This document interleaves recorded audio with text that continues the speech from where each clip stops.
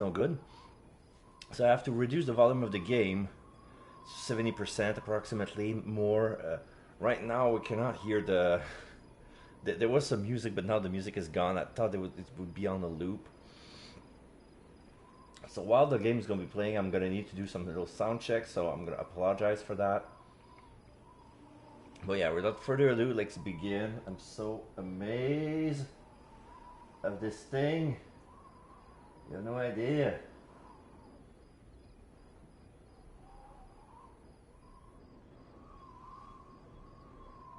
Alright, alright. Let's begin. Oh, it will override the existing save file. You know what? It's only been chapter 1. It's like the tutorial. And even still, I haven't checked all the things that needs to be seen. I'm not gonna say anything. But yeah, I'm gonna overwrite my new game so I can show you. Alright, so yeah, shrewd advice. Remember that if you leave an investigator in the office for a whole chapter, they can rest and recover from a trauma. So yeah, your investigator. Welcome to Arkham Horror Mother's Embrace.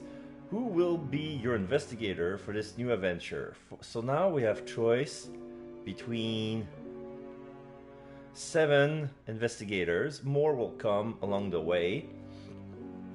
Some of them, for those or you who are familiar with some of the Arkham Horror stories, some investigators are maybe familiar to you. Like they were in other games.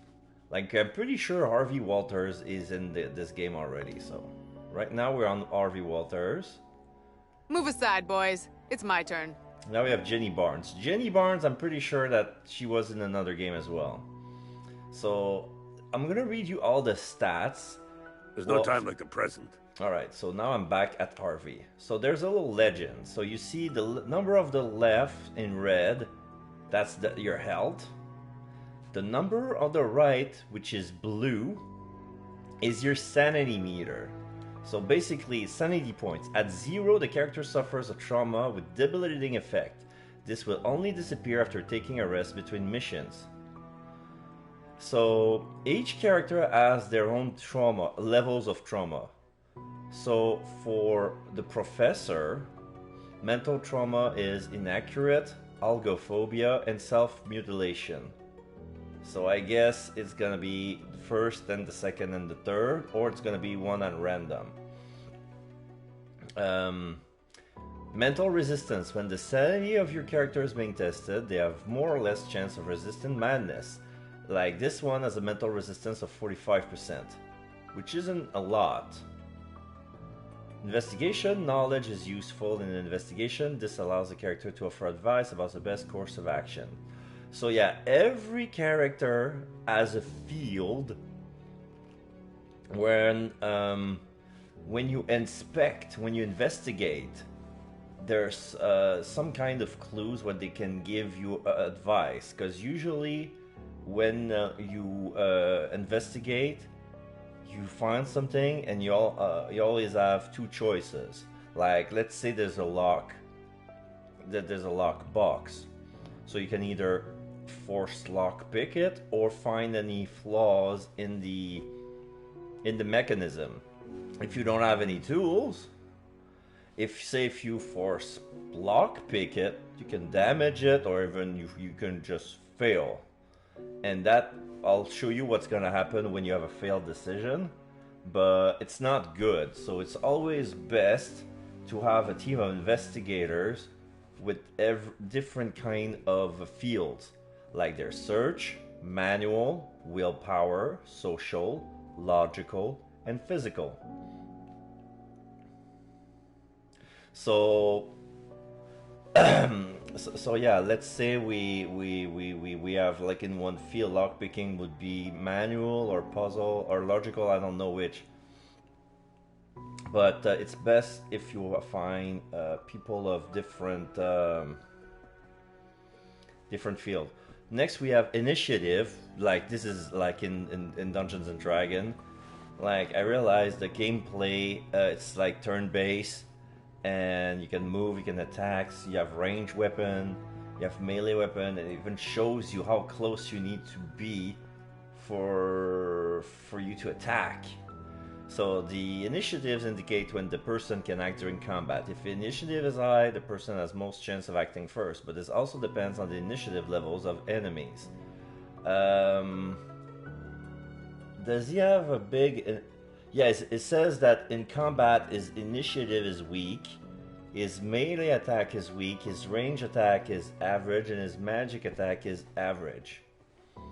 So yeah, melee, range, and magic. During combat, each character has 5 action points to use. A character that is skilled in a particular type of attack uses fewer action points. An unskilled character uses more. Yeah, sometimes you could do a move, like the character I was playing, I don't know if he was strong in melee, so he was using 1 action to move, and his melee attack required 2 actions, so he could attack twice in 1 move, which is pretty interesting.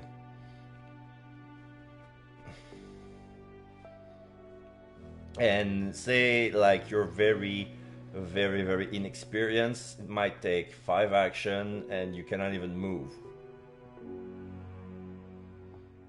Like it sucks sometimes.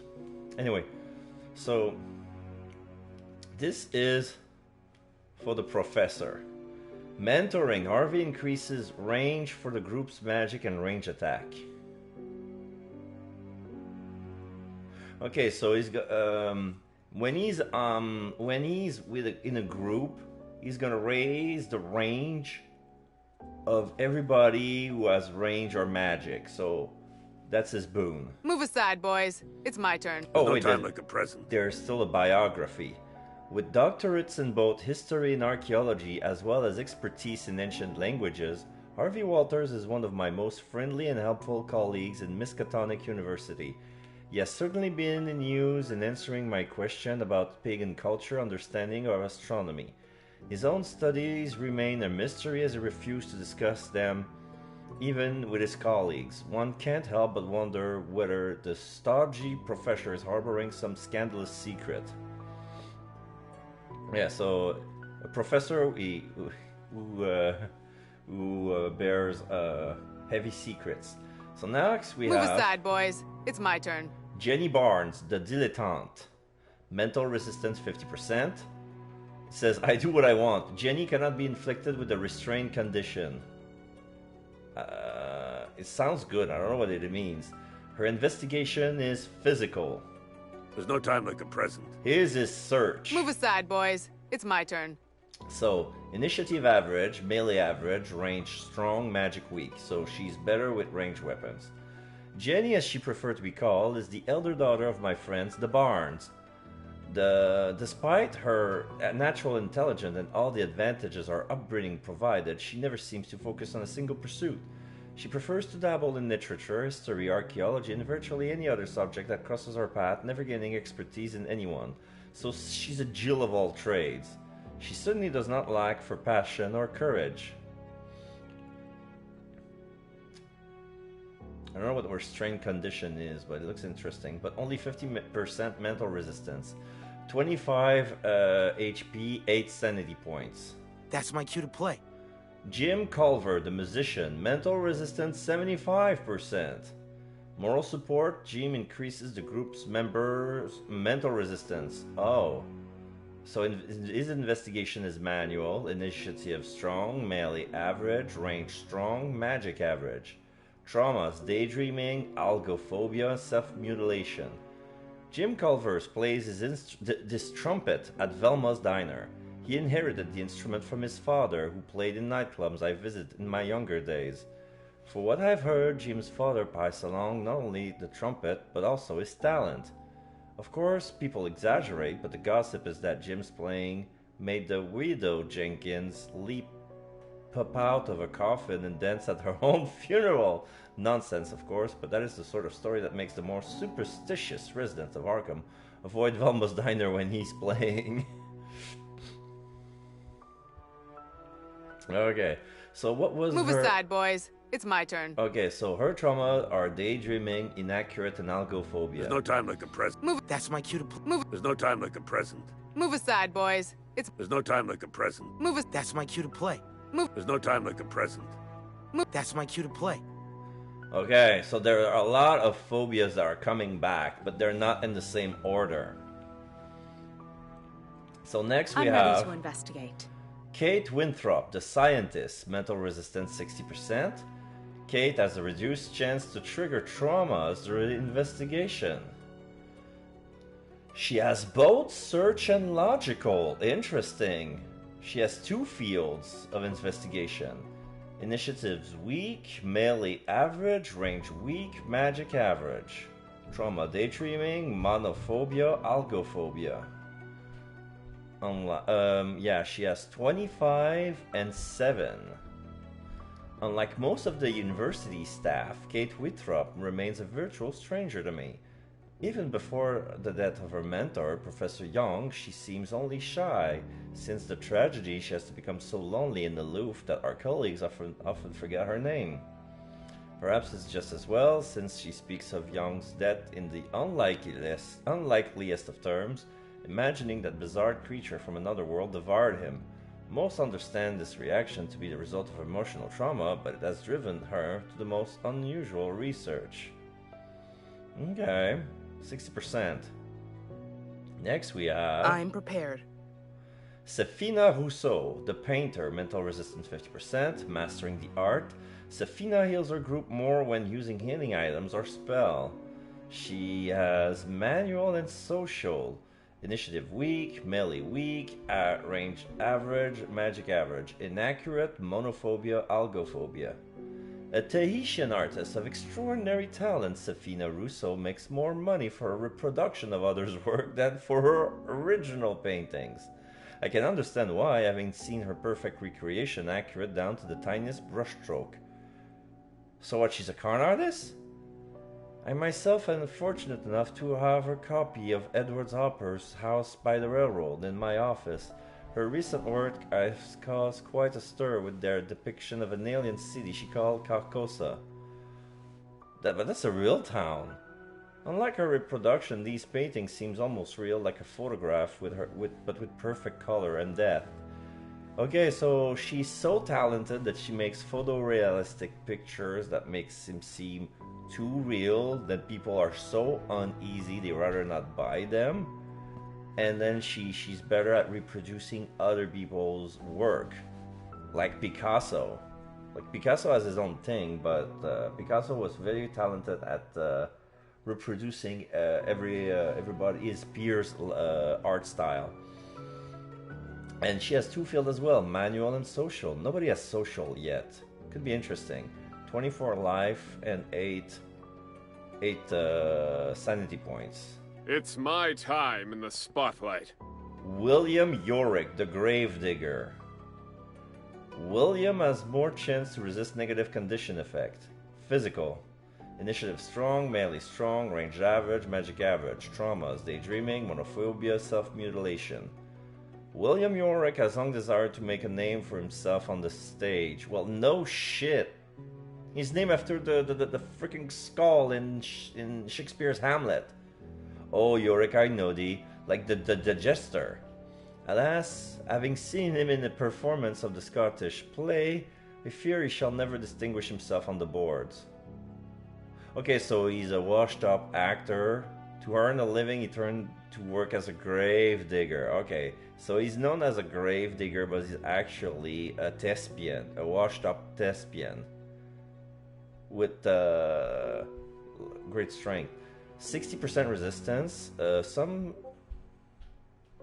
To no one can say he shies away from a hard labor. Some do say, however, that in the lonely hours after a funeral, William, yeah, because he's named after William Shakespeare, but instead of being Shakespeare, it's Yorick.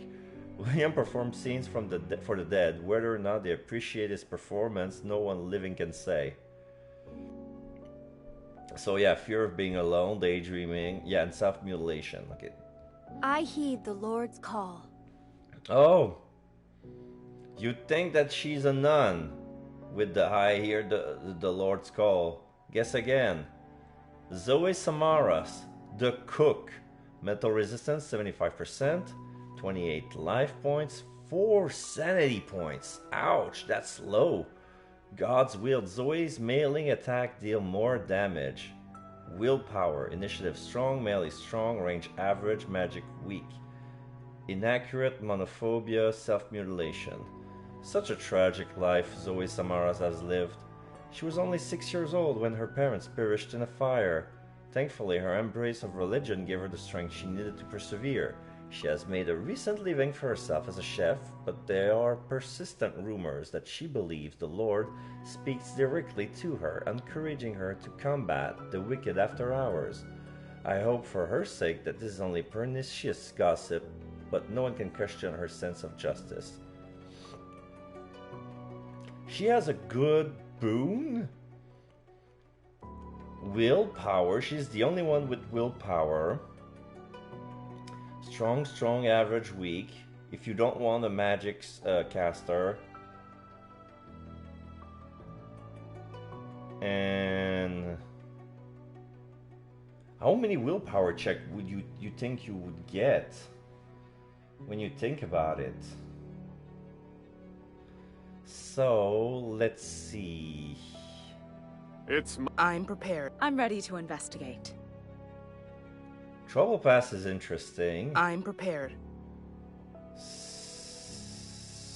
Manual Social is interesting. But her stats are shit.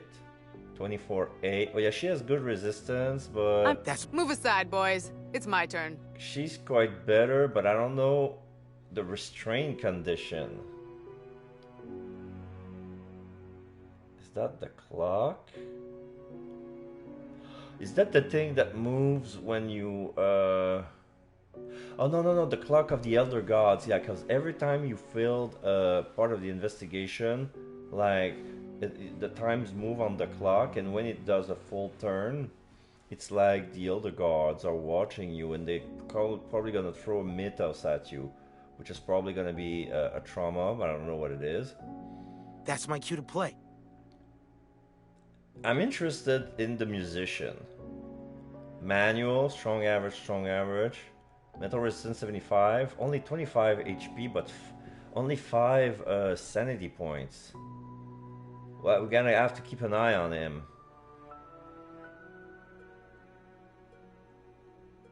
Yeah. Because everybody has an average of 7. There's the professor with 9. There's Zoe with 4. Everybody else is 8-7, 8-7. Culver is the second weakest with 5. But the group mental resistance is going to be heightened. So it's quite Move aside. strong. There's no time like That's my. I'm ready. It's I heed the Lord's. it. That's So my cue to he's play. one with the highest mental resistance. Okay, so yeah. The boat who has the least sanity points are blessed with the most mental resistance. So maybe they're low, but they're most unlikely to lose points, whereas people with lots of points might have a lot of points because they're gonna lose a lot of mental check. So is it better to have a lot of points to soak your failures, or have a strong mental resistance which suggests that you don't need a lot of sanity points anyway? I think 5 is enough. So yeah, we're gonna start with Jim Culver. You sure you want to use an investigator? Yes. Shrewd advice: use investigator skills wisely. Roland Banks has excellent firearms proficiency, which cost him 1 less action point. Yeah, Roland Banks is in the original game as well. I think he's a playable character, but this we're probably gonna see him in this game. Like if they're talking about him, we're gonna see him in this game, but we cannot start as him. We're probably gonna meet him like mid-investigation. Yeah. The loading screen is a symbol. Looks like...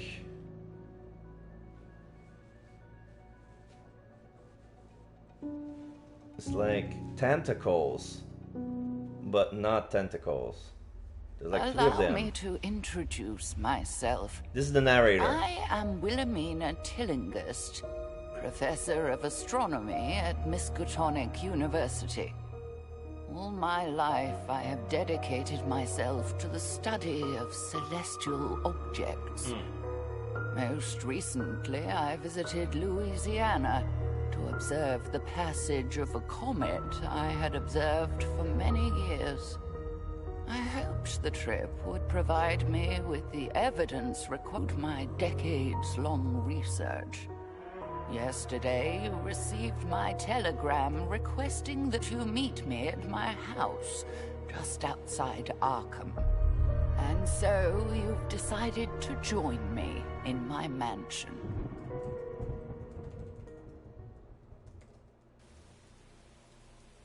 Professor Tillinghurst must like the blues more than those stuffed shirts at Miskatonic University if she called me out here for a performance. You don't see that too often in an elderly lady. Yeah. Welcome to my mansion, my friend. It's a narrator. Like for those non-seeing who might be confused, she's not physically greeting the persons. It's still a disembodied voice of a narrator. I'd better ring the bell. Camera control with R. Moving control with L. Accelerate with L2. Maybe she's hard of hearing. Oh, how rude of me to make you wait like this. I wonder whether something's wrong. Yeah, you see? It's like physically she's making him wait, but mentally she's saying, oh, I must be a shitty person to make him wait for that. You see? It's like the narration is distantiated from her real body, and soon you understand why. There's a light coming from that second floor window. She must be home. The door's locked. I ought to find a way in to check on her. So she's probably in trouble. The door is locked, but we cannot get in. Each scenario has a set of specific objectives to complete progress to the next scenario. These objectives are displayed in your notebook and are updated as you complete them. Press touchpad to access the notebook. Now we see the invitation, ring the bell, check, find another way in. There's no answer at the door, but one of the second floor's light is turned on. This is the introduction, investigation. Alright, so here we have a description of the trauma. Daydreaming. Initiative slightly lowered. Algophobia. Mental resistance is reduced when health is very low. Oh, the mental resistance drop when the life drop. Ouch. Self-mutilation. Chance of losing health every few steps low.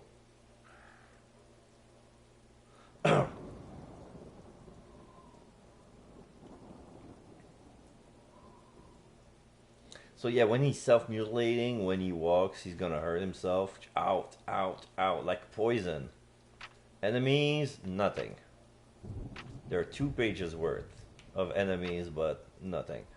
Jim Culver, 25 and 5. Alright, so mental resistance. Right now, our mental resistance is at 85. Because remember, he increased the mental resistance of the group. So if he's at 75, everybody get a plus 10, including him. So he's at 85.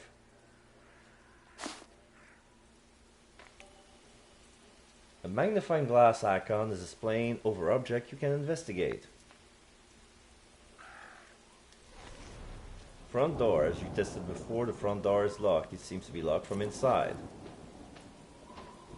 Yeah, there's a car. This is definitely Professor Tillinghast's car. The engine appears to be cold. So, what's this? An odd door ornament. This ornament seems to be used as a roundabout for a vehicle.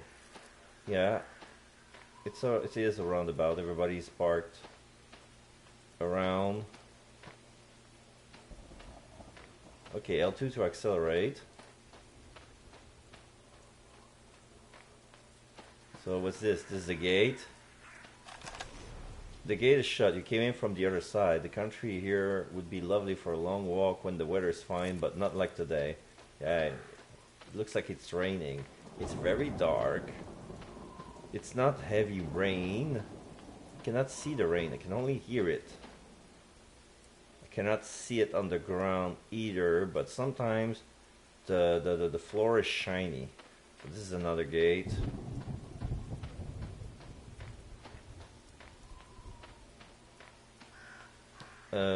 Square, what's this? Okay, so this is my inventory. I got 0 bullets, 0 cartridges, and 0 shells.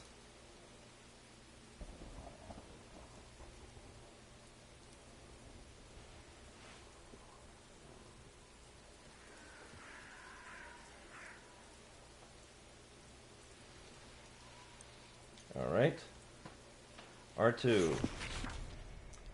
No mythos. Okay, so I have 1, 2, 3 attack because I'm barehanded. 85 mental resistance. 0, 0, 0, 0. Okay. So I have spot for team of 3. So my team can only be no more than 3. Oh, boxes. A box beneath the first floor window seems to invite you to take that way inside, but it looks to be shut tight. It's no problem to reach the window, but it's shut tight. I'd need to smash the glass to get inside. I hope you aren't thinking what I fear you're thinking. Yeah, we're gonna break in. What I need is something heavy to smash this window. Sorry, lady. So what's this? That wasn't a thing before. Wheelbarrow. Okay, so this is complex interaction. This is what I was talking about. Some interaction with object may ask you to choose the best action out of several possible actions. Those are called complex interactions. So now we have wheelbarrow, and so a wheelbarrow stands abandoned on the lawn. Perhaps you'll find something inside that help you break the window. Look through or quick look. I'm gonna take my time and look through. Oh. Inside the wheelbarrow, you find a heavy pair of bolt cutters, just the thing for smashing a window. It's a wire cutter, but we're not going to use them to cut wires. We're going to use it to break a window. That's lame. I don't want that. No. Okay. Saving. Quest item found. Great, great, great. Okay, so still, that's my car, right? Let me check. A car. Here stands the car in which you arrive. Yeah, before leaving, you should meet Professor Telegas. Yeah, I know. So, back with the boxes. Stairs. Sorry about that. How dare you smash my window? I hope you intend to have it replaced. This is still the narrator talking. I hope this really is an emergency and the professor forgives me. Anyway, I can't apologize until I find her. Where would she be? Second floor. I hope I'm not gonna be DMCA or mutant because of the music, because this is what happened the last time I played Call of Cthulhu.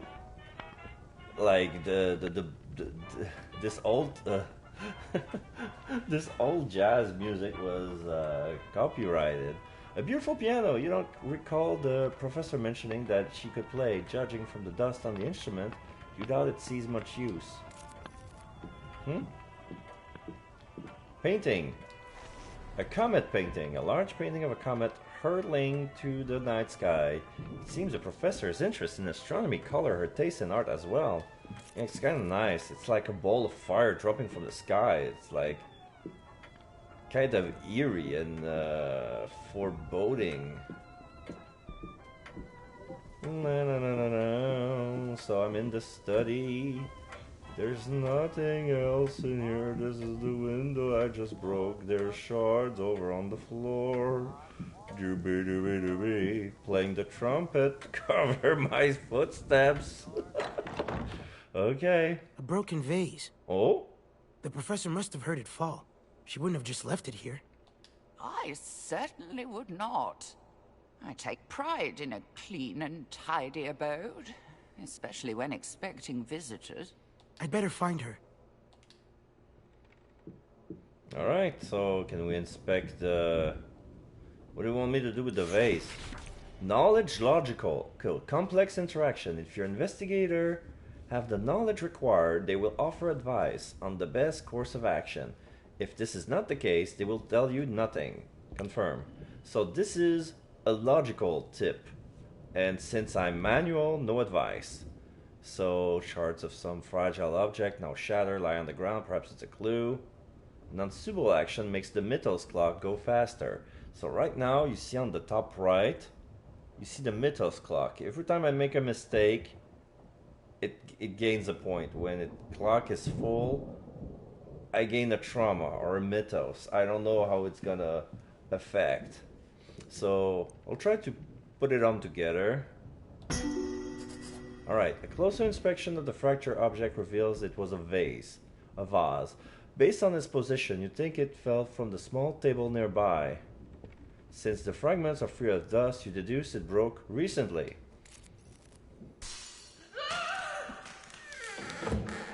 That scream came from upstairs.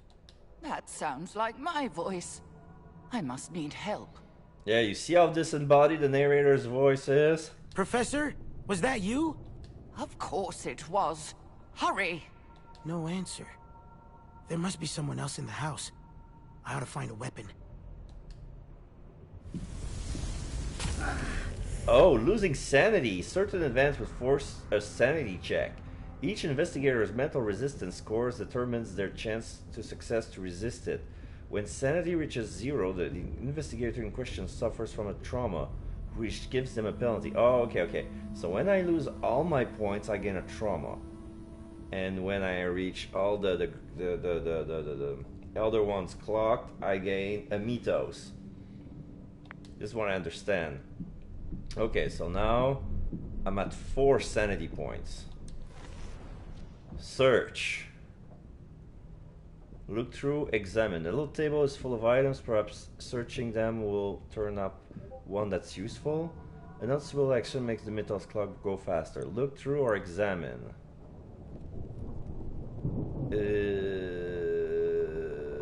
Isn't that the same thing? I'm gonna examine. No! Mythos. Through your investigation, you may draw the attention of the Great Old Ones. This is called Mythos. The Mythos clock fills up each time an unsuitable action is chosen during a complex interaction at the end of a full round of combat. When the Mythos clock is full, the Great Old Ones would intervene to slow you down. Be on your guard. So it was looked through. Okay, knife. Looking inside, spot that what might be something useful. You have found a new item, knife. You found a weapon while searching. Select the weapon by pressing X. Move your cursor with the left thumbstick on the empty slot and press X again. Durability new, cost 3 action points, damage 6 to 7, critical hit 30%. Move. So item found, close the inventory by pressing the circle button. Curl your fingers and keep your thumb on the outside so you don't break it. Damage 1 to 3. So now it's going to be damage 6 to 7. That knife might come in handy if I run into trouble. What on earth are you doing with my letter opener? Okay, so yeah, you can see it's symmetrical because there was a flower pot here on a little stool. The stool tipped over on the right side and the pot broke. Since there were no dust, this was broken recently.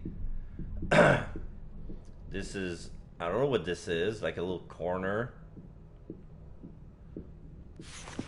It seems that this door is locked. It's a good thing that it's not where you want to go. A shoe rack containing that you assume are the professor's shoes. Chances are she hasn't left the house. So this is like some sort of an antechamber. Yeah, it's an antechamber. Guess a little discretion. You can talk. Okay, go upstairs. This is the room. The scream must have come from the other side of this door. Yeah. That's my office door. Yeah.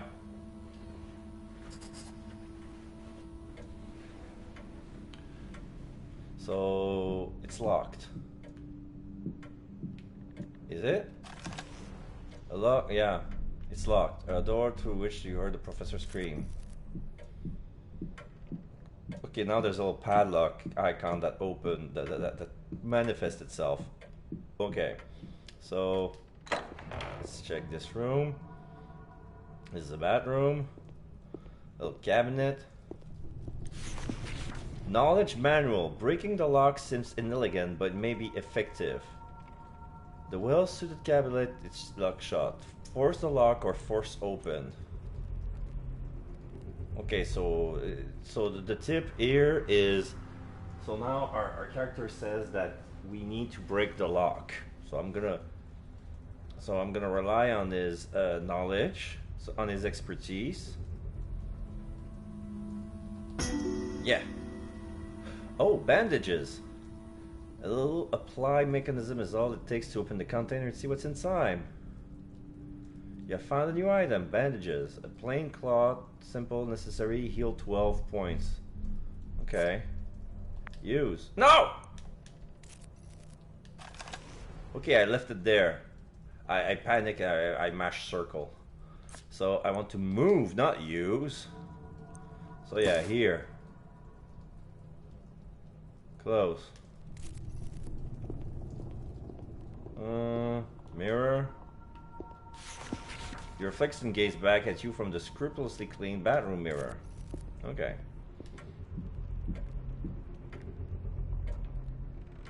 Okay. A lot of rooms. What is this? A children's room? It's so tight and cramped. Children's children's toys. Toys are laid out around the room so carefully that you doubt a child ever touched them. Oh, cutscene? Oh, somebody's nearby.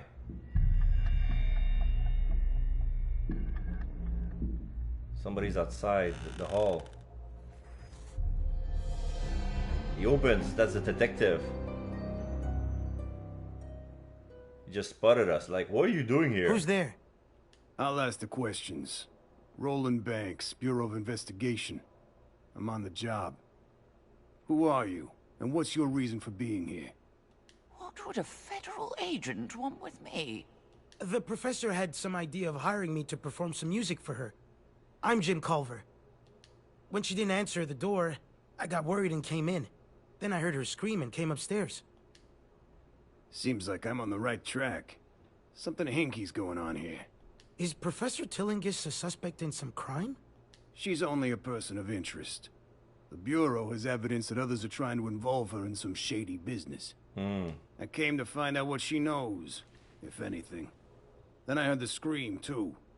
Seems we need a key to get inside that room. I wasn't prepared for so many guests today.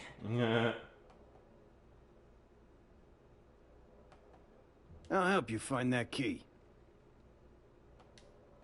So he's gonna join the party? Yes, Roland Banks, new investigator, open character cheese. Alright, so he has 28 life, 7 sanity points, mental resistance 70%. But does that count my boost?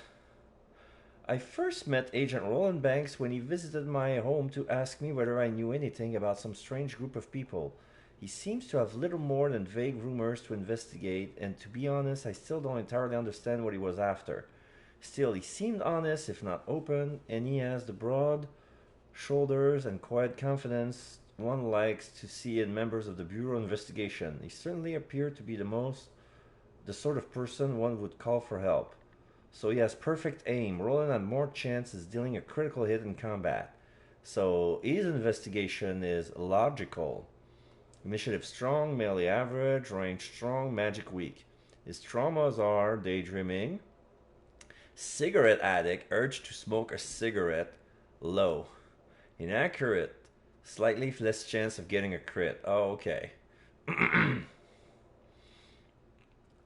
So I don't know if is yeah, I think it's he has a 70% boost because of me will give him a 10% resistance check boost. Change tabs. So the objective is finding the key. Physical, no advice. An infant's crib. Obviously not brand new, but well cared of. An unsuitable action. Okay, I'm gonna move things around or empty.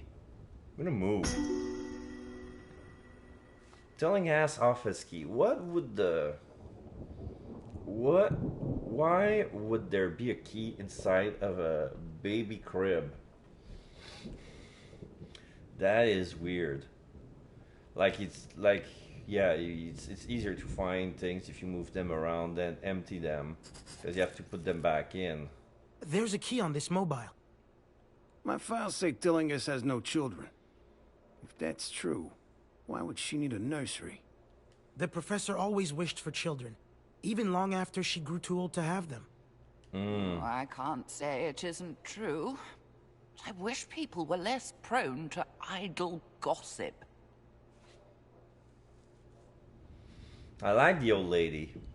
Clue added to notebook. She wanted children. She never could.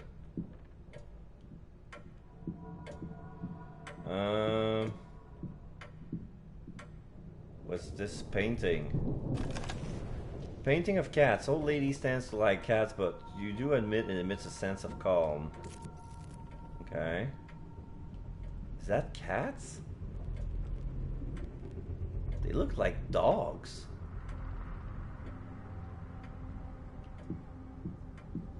Cats and dogs. Anyway, I got the key.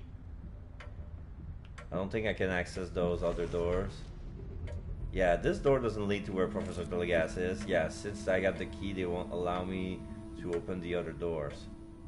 So I have to go back here. Enemy encounters. Oh, you will encounter enemies as you explore. You can know which room contains enemies as a glow crawls from under the door. Confirm. Oh, yes, there is a glow. Yeah, I can see. It's like pulsating circle. The pulsating red circle. I need to equip. Yeah, I just realized the knife was in my inventory, but it wasn't equipped. Now it is. Now I'm ready for anything. So I'm gonna interact with the door. Unlocked. Key fit, and you unlock the door. Who's there? What? Who? Cultist. He's wearing a red hood with a silver chain medallion, and he's has a buzz cut. Is he bare naked? Is he barefoot? Looks like he's naked under it, but... An intruder! How many people can I expect to break into my house today? Who are you? Listen, pal. You've got some explaining to do. Come then. I have just the explanation you deserve. Ah, he's gonna fight us. 12 HP. Did we lose 1 point of sanity each? Just from the... Okay. Oh, okay, so since he's not physical, or he's not strong, okay. Because his action will cost 3,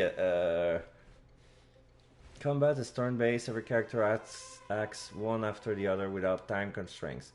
The order of each attacker is based on their initiatives roll at the start of combat and is displayed at the top of the screen on the initiatives bar.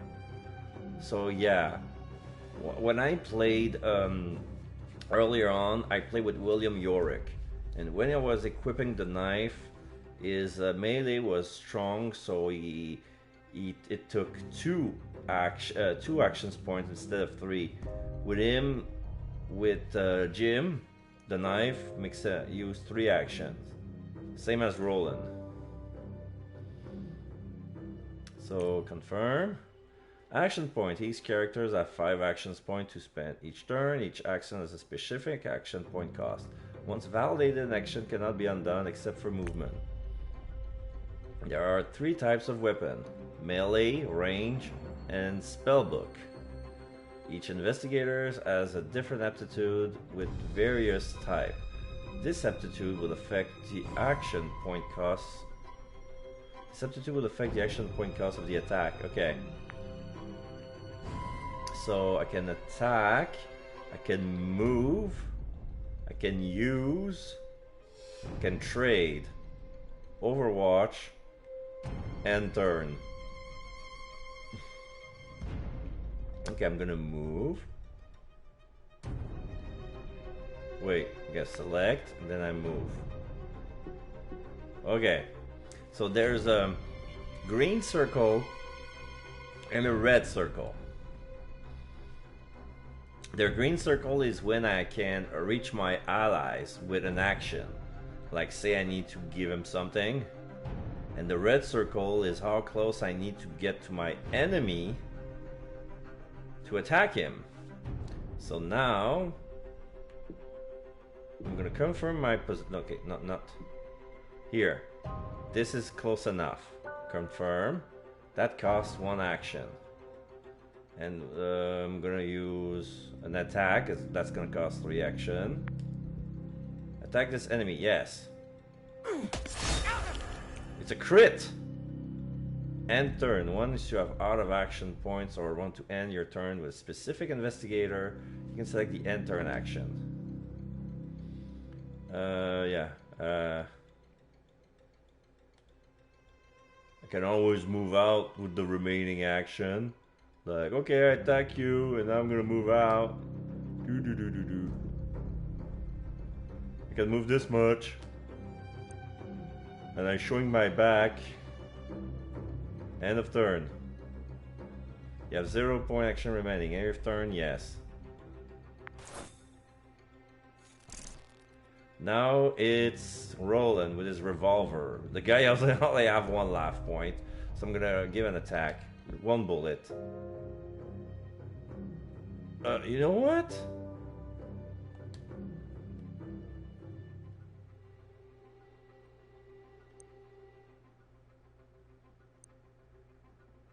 The damage with the gun is gonna be 7 and 8. And since I'm gonna end in 1 turn, I'm gonna move.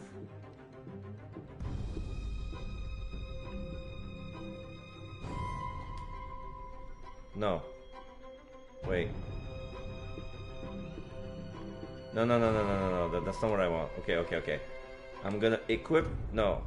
Okay. That way I can attack with the gun. What I want to do. Can I navigate vertically? Okay, with the arrows. I'm gonna switch to my fist.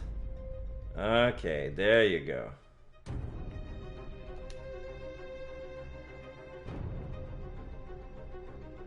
And then when I move, there you go. Now I'm confirm my position, and then I'm gonna punch him. Okay, so I spent 1 move to change from gun to weapon, and then 1 action to move, and then with my 3 I'm gonna slug him.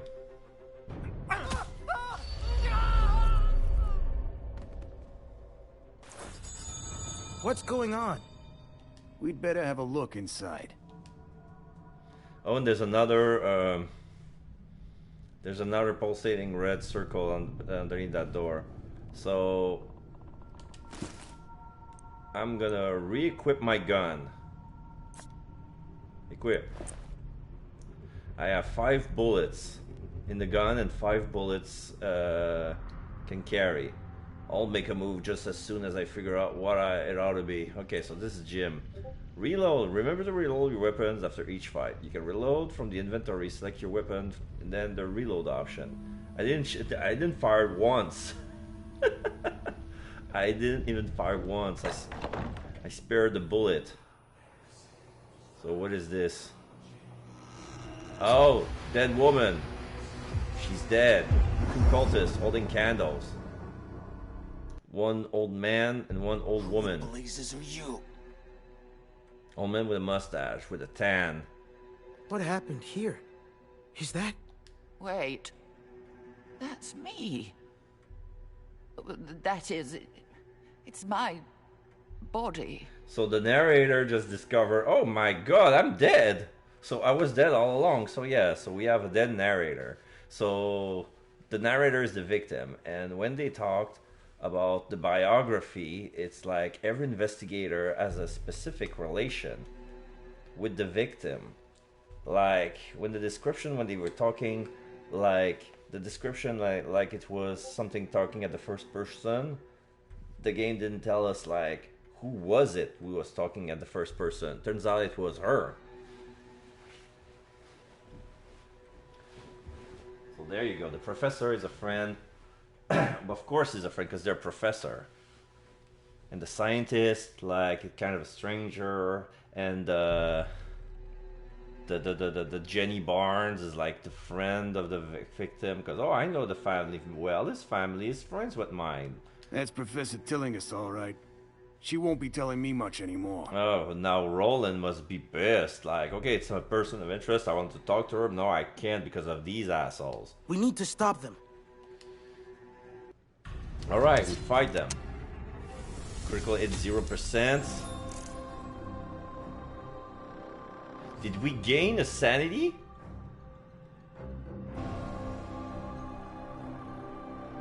Like, yeah, if I'm not mistaken, he was at 5 and he lost 2. So his mental check, so he saved, his mental check was saved. Okay, so let's see. We can move here. Now it's Jim's turn. He gonna move a bit. Okay, here. With the knife. 7 damage. And he's gonna stay here and shoot this guy. 12. Crit. That was a crit. She could have. That guy could have killed a woman. And stay down. You know what? Refocus. So I'm gonna use refocus. So he's gonna be in front of the initiative. Move upward position at the initiative bars. Yes, only one. So yeah, refocus. So now it's her turn. She's have a knife. 6 damage. Mythos in combat. After all the characters have had their turn to attack, the Mythos clock fills off. Be on your guard. What? Okay, whatever. So now it's his turn to attack. Oh no, not a crit. And I cannot... What's Overwatch? The action is called Overwatch. When selecting Overwatch as a combat action, your investigator will get ready to attack the first enemy that moves within their weapon range. Select the direction of the attack by using a... Oh, okay. It's like Vigilance in that other game. Your investigation can only... The investigator can only attack what they see, so be sure to select the proper direction for them to be facing. Good. And he's gonna be moving a bit. Moving. Oops. Oh, it cannot move that way. So I'm gonna cancel. Move. Yeah. Perfect. Then he's gonna attack. Okay, he moved for 2 actions. That move required 2 actions. Ouch. Okay. So, yeah, sure. Attack. He's dead anyway. And a crit. Why are the crit always wasted on people already wounded? This wasn't just a burglary. You're right about that. Must be connected to my investigation. We better have a look around.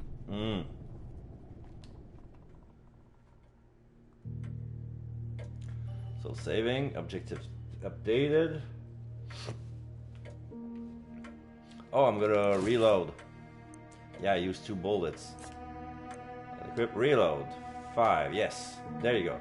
So now I have 3 bullets in backup. So investigate the lady. Willpower, no advice. To you, a horror, you can recognize the body is definitely that of Professor Tillinghast, and there's no question she's dead. An unsuitable action. Okay, so since I'm not an investigator, I think that pat down is gonna give me more trauma. Like, oh, I'm touching a dead, so I'm just gonna look. Yeah, it was a good call. Oh, okay. You see, I had a sanity checks when I observed the body. I succeeded, but Roland didn't. So now he's at down to 6. So I'm still at 4.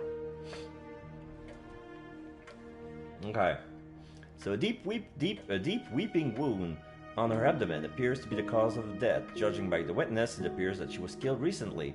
You feel the stability on your mind shatter. Sanity check. Okay, so there you go. Make a sanity check. So, yeah. Stabbing at the abdomen.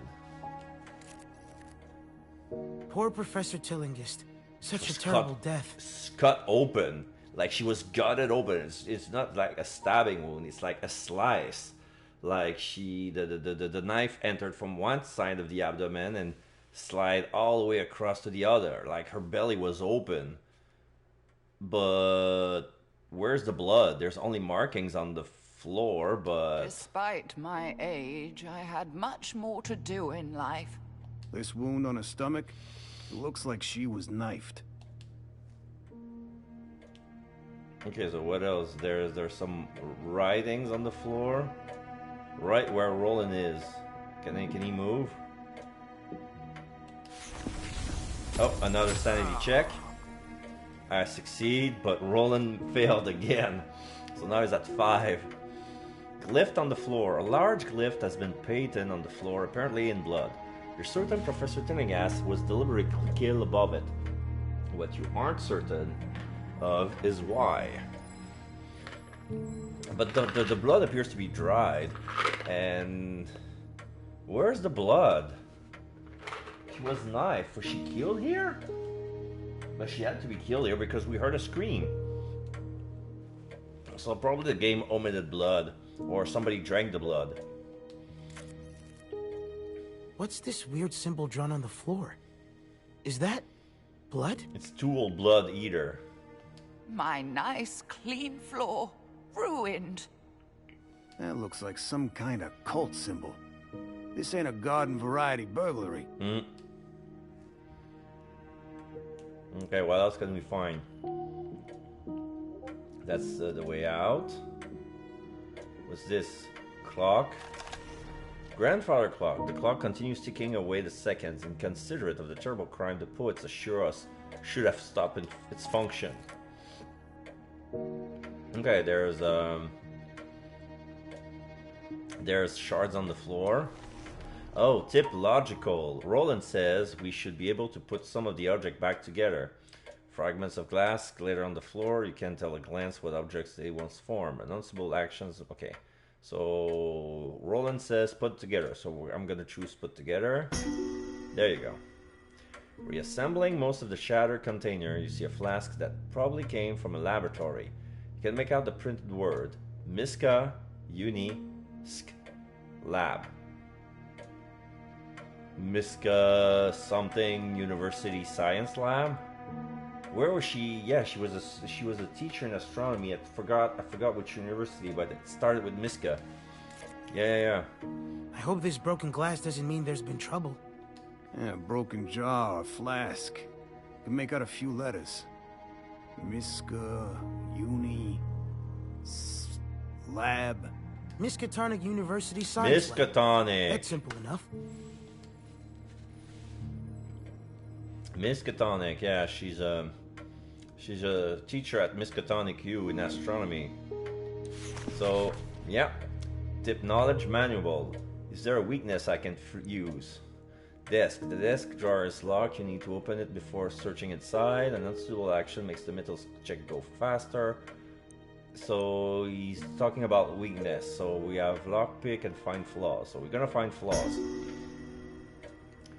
Inside the drawer are tucked various notebooks. At a glance, you find nothing related to the murder, but it's clear that Professor Tellinghast was in the habit of recording even trivial events in her life. Look at these notebooks. Is this the professor's handwriting? It is, but how would you know? There's no useful information here, but perhaps Professor Tillinghast kept notes on this material in another location. Like in the We university found everything itself. reliable to find here. Time to see where the evidence leads us. The university. We need to look at her office. Maybe we're gonna find clues of why they wanted her dead. And so my friend set out to discover how I was killed. So this is the investigation. Alright. Alright, this is where I'm gonna try my sound check. Sorry. Sound check, testing, 1, 2. Present a game by Lucky Hammers, Artifact Studios, Arkham Horror, Mother's Embrace.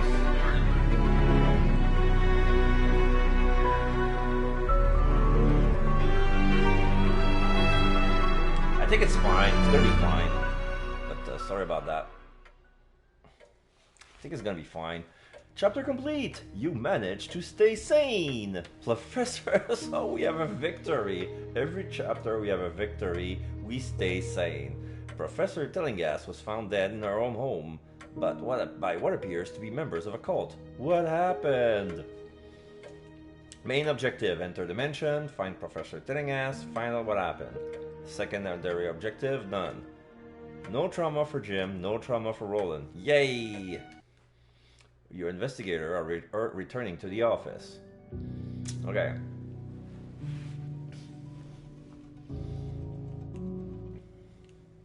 Search of my office makes it clear you must visit Miskatonic University.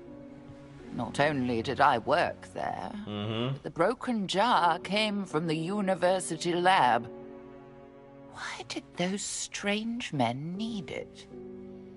Whatever the answer, you're sure to find it at Miskatonic. Group selection. You need to select a group that will continue the investigation to the next scenario. Build a group based on the challenge you expect to face in the field. Review the investigator's strength as needed in your notebook. Okay. Ah, I see. The melee is average. His melee is average. That's why he used 3 points, three actions for a stabby instead of 2 for William, because his was strong. So everybody was a strong melee. He's gonna use 2 actions. So now we have Jim and Roland. That's my team. Finding meanings in the stars. Professor Tillinghast spent at least as much time as Miskatonic University as she did at her own home. There's no better place to start investigating her activities before a gruesome murder. Are you sure you want to use these investigator? I have no choice. They're the only investigator I have. So yeah, we have confirmation here. Roland Banks has only 60% mental resistance. When he joined the party, he was at 70 because my character gave him a 10% increase. But he still managed to fail some checks. Okay, now I can wait. How come my gun says no bullets? Oh, they're all in. Okay, so every time we return to the office, he empties his gun and puts it in the inventory. So yeah, we have 8 bullets here. Okay. For some reason, I'm pretty sure. Oh, probably I overlooked something. Yeah. Because in my test playthrough, I found the 3rd bandage, but I didn't use it. So, at the end of the scenario, all the items you have collected on your investigation are stored here. Before heading out again, make sure that you have your assigned weapon, accessories, and items to your investigators. Okay, so I can re-equip everything. So He can have the knife back. Okay. He's gonna have the bandage. All two of them? No, one. The second one is gonna be for... I also found a pack of cigarettes. Oh fuck. Probably overlooked. Anyway. I missed a bandage and a pack of cigarettes. I'm gonna give it to... Alright. So now it's auto reload. Great. So I guess it's gonna be with that. Launch scenario.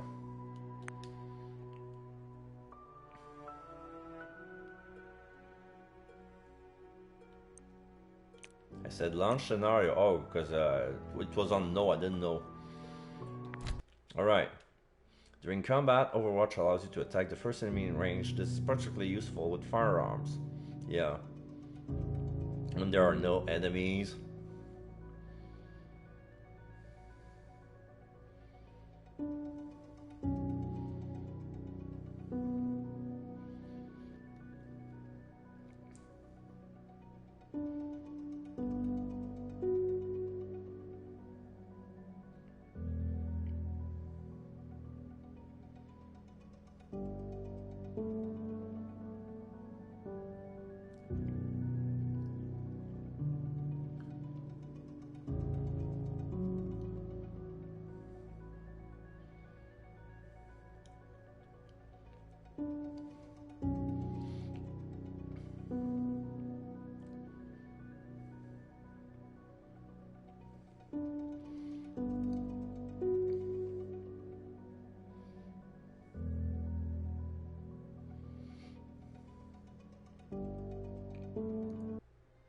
Welcome to Miskatonic University. Okay. Home of the prestigious Orne Library, which includes the country's largest collection of occult books.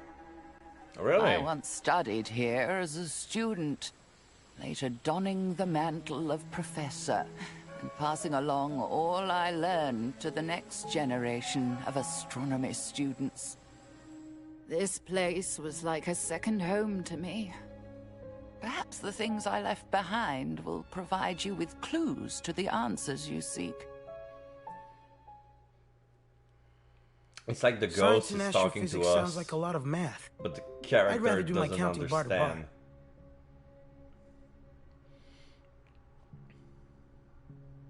I'd rather do my counting bar to bar. Oh, it has changed over the years, but no place feels more like home to me. Not even my little house. The secretary said Professor Norman Withers could give us access to Professor Tillingast's office. But what do we expect to find? Norman Withers. That's the professor. I could have used that at the beginning of the game. That would be funny. Like, okay, I start with him.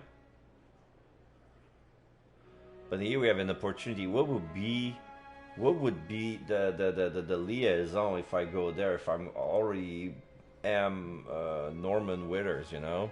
Are we gonna gain another investigation or not? We won't know until we look. All right, let's brace this Withers character and find out what's what. Exploration and Combat Overlay. The overlay is available in both Exploration and Combat by pressing R2. Displayed by default are statistics affecting your current group, mythos, traumas, and conditions. So, daydreaming, I'll go for... Okay.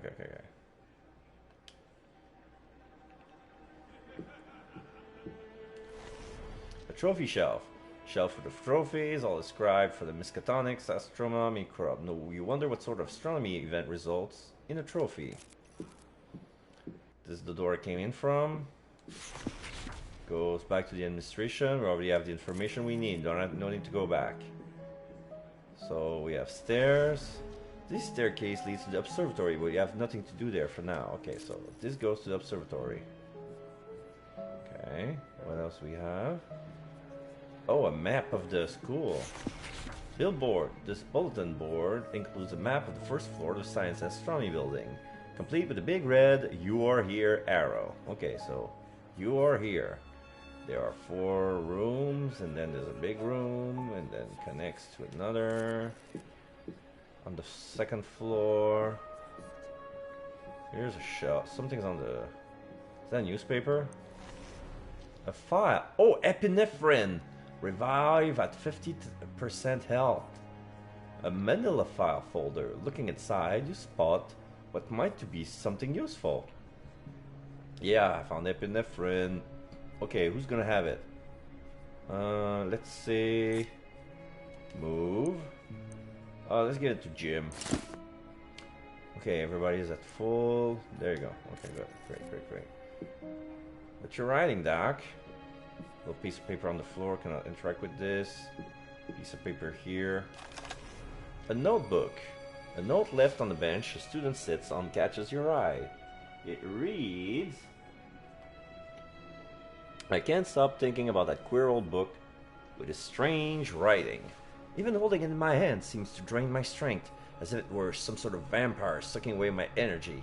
When Professor Tillinghast caught me with it, she confiscated it at once. I haven't seen it since. So it must have been a dangerous occult book. I don't know if the Necronomicon drains the energy, but I know it drains your sanity pool.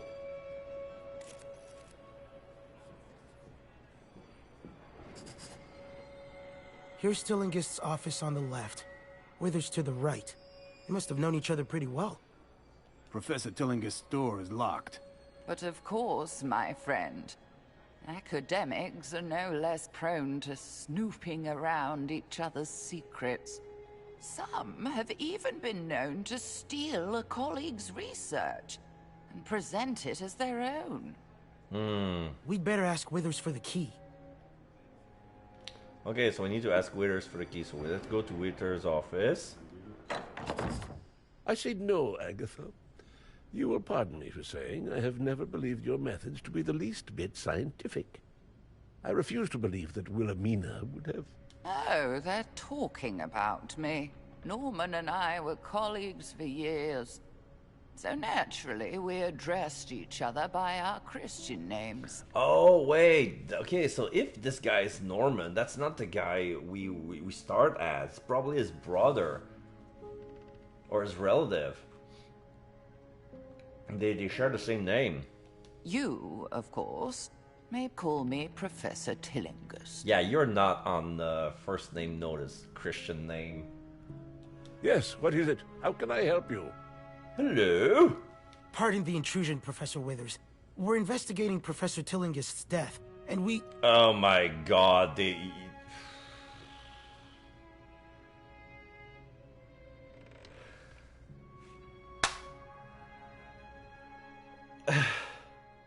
Hello, did you know Professor Tillinghast's dead? Not again.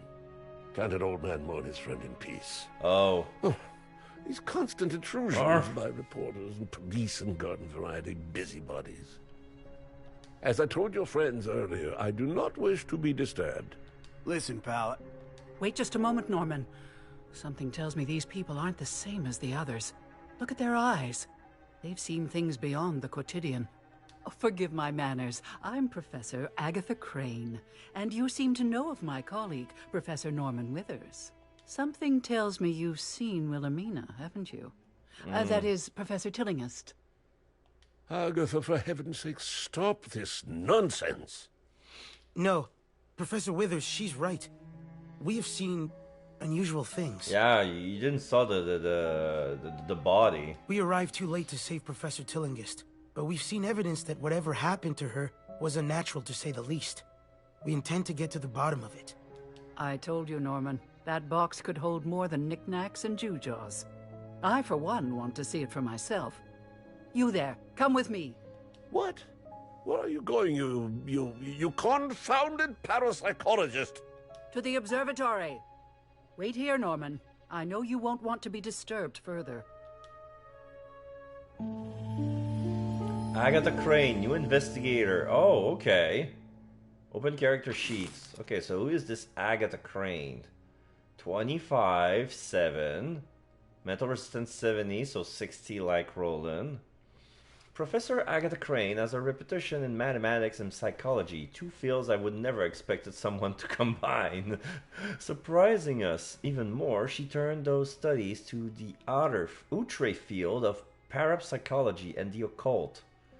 Some of the others might smile at her behind their hand, but I find her stories and speculation highly entertaining, even if they are no more than a bunch of balderdash. Yeah, because she studied math and psychology to combine them to make numerology. On alert, Agatha increases the group members' initiatives in combat. Ooh, she has a boost on willpower and social. So now we have 4 of the 6 fields knocked down. Initiative strong, melee average, range average, magic average. Traumas, daydreaming, initiative slightly lowered, minimalist, chance of breaking an item if your inventory... Oh, shit. If she had trauma, we can lose some shit in our inventory? Whoops, finger slip. Monophobia, chance of sanity loss when last standing in combat. Okay, she will be afraid of being the only one left. I understand. Monophobia, afraid of being alone. Enemies, strange men, strange people that came into my house and killed me. I would even say sacrifice me. How horrible. Okay, so these are the enemies, not of Agatha, but of Tillinghast. So here we have story. Wait.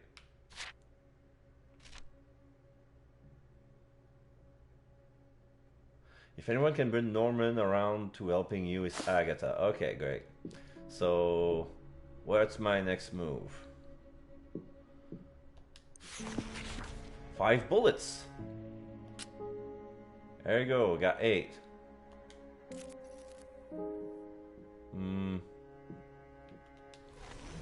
Professor Withers, Professor Norman Withers stands before you, puffing his cheek impatiently. I know you wish to search the adverse observatory, but for the life of me, I can't imagine what you expect to find there. Oh, here's a telescope. A small telescope pointed out a window. Peering through it, you must look away from the bright light of the sun. No doubt the view is better at night. So he has a telescope inside his own office. Interesting. Alright.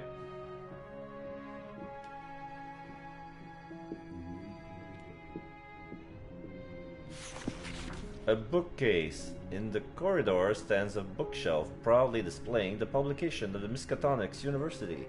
Mounted in the corner, in the center is a plaque reading Lux in Obscuro Summus, or as Latin readers would translate, We are the light in the darkness. Yeah, Lux is light, Obscuro is darkness, and Summus is the sum of us. We.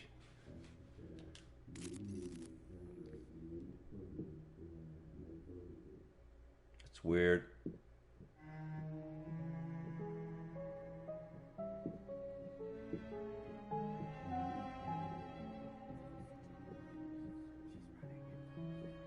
Oh wait, can we go in?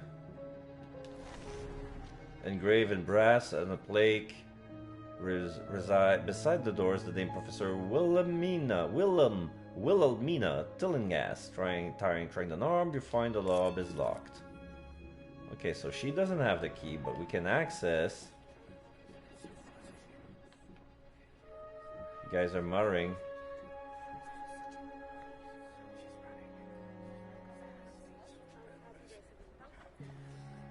Standing next to people, they're muttering, but I cannot hear what they're saying. Okay, now we can go up. Ah, the old observatory. Don't be fooled by its antiquated fixtures, my friends. Of course, the new Gerald Warren Astronomical Observatory is a technological marvel. But I shall always remember this one more fondly.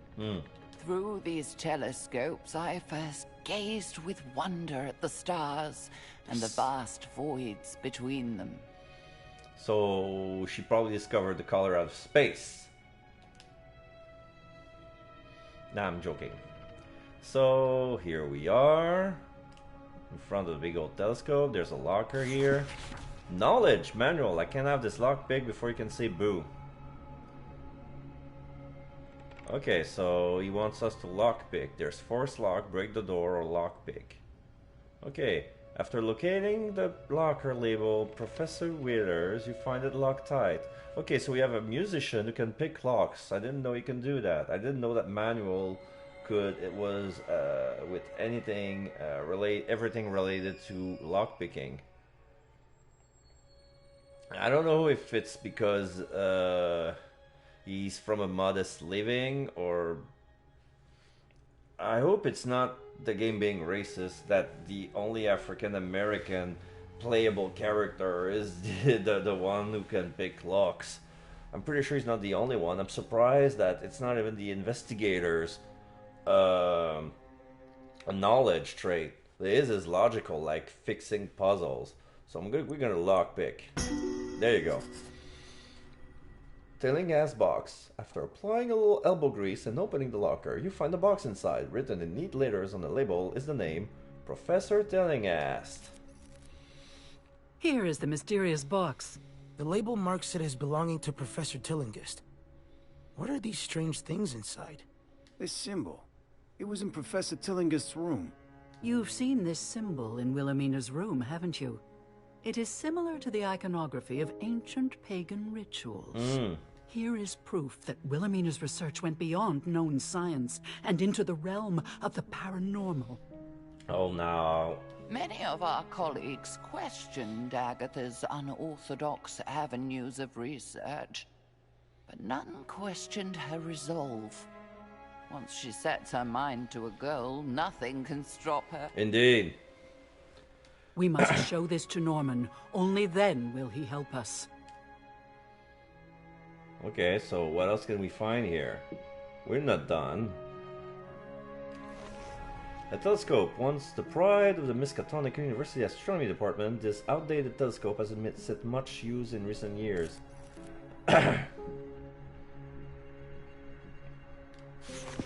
Desk. Book of Restraint. Durability new. Cost reaction point. Minus 70 to combat movement. 50% while cast. So much clutter filled this desk that it might take a while to find a needle in this proverbial haystack. You decide to open the small top drawer. You should be so lucky. You find a new item, Book of Restraint. So, what's she having? Bromo caffeine, stronger than 10 cups of coffee. This bromo caffeine will get you moving faster. Action point, restoration 5. Okay, so this coffee heals action points, but she doesn't have any weapon. So this book will most likely belong to Agatha, unless...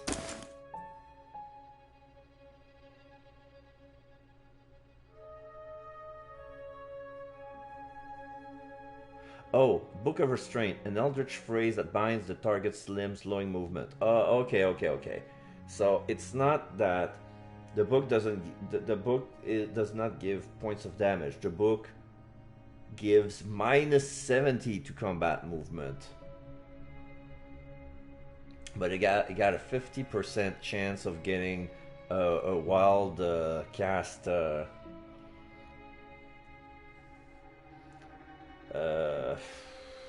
Knockback. I don't know what's the term,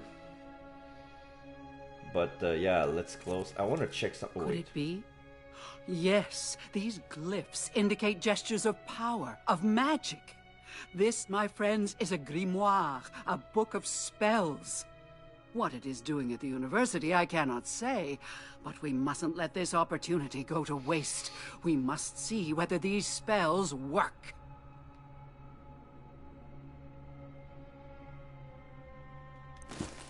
Okay, so I want to check. No, it would be in the here. Magic average. Oh, so her magic is as potent as Jim's. She's not like strongly versed in magic. Oh, crap. Yeah, not give it. Let's not give it to Roland. Is weak. Okay. So what else? A bookcase. What's this? A pipe wrench. 7 to 9, critical hit 5%, 20% to stun target. Move. Okay, so now we have pipe wrench. 6 to 7, 7 to 9.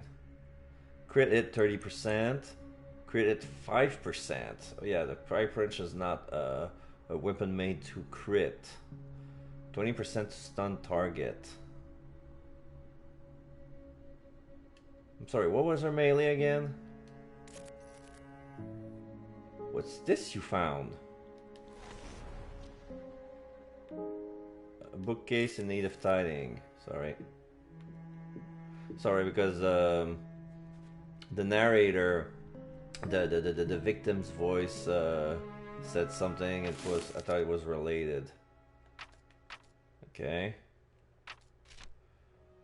Initiative strong melee average. Oh, okay. Should I give the pipe wrench to her instead? I think I do. Cause only the book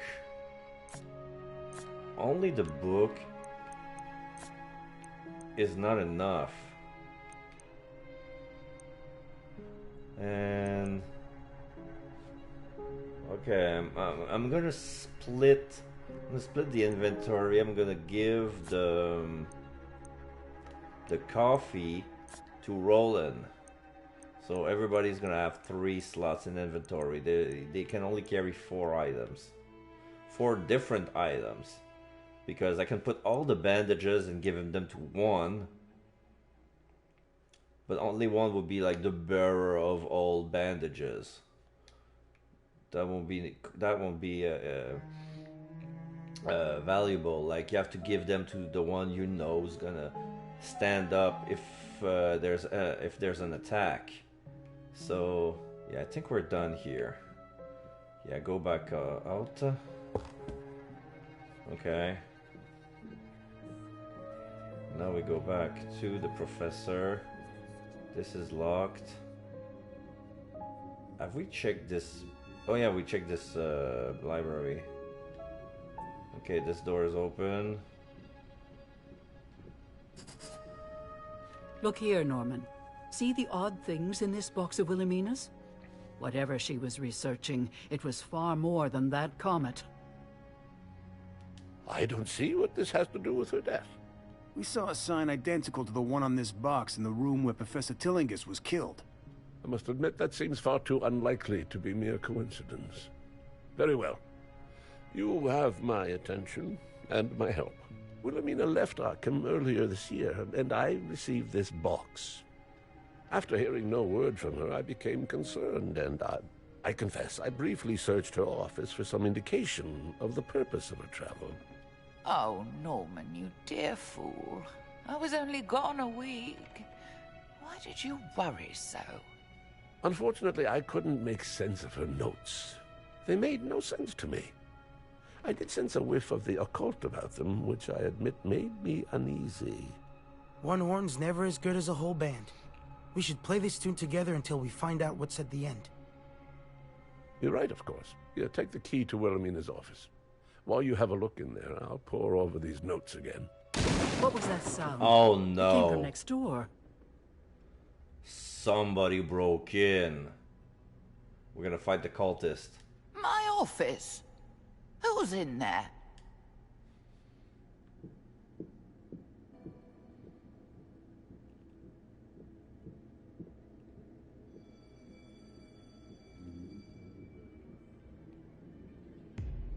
There's no circle. But just in case. Wait. Equip. All this time, none of these shits were equipped. Oh shit, the pipe wrench cost her 4 action points. And the book only 3. Okay, I'm gonna equip her the book.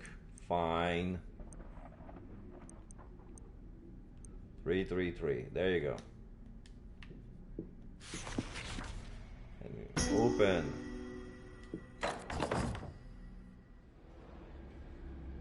Somebody opened the window. It's been ransacked. People outside are running away from something. There's a splatter What was on the that door. commotion? There's nobody here. Someone beat us to it. The room's been searched, and recently. Just look at this mess. Someone has ransacked my office. Look there. Even the safe is broken open. Now they're on the lam. We gotta nab them before they get off campus. Whoever it is must be dangerous. You must protect the students.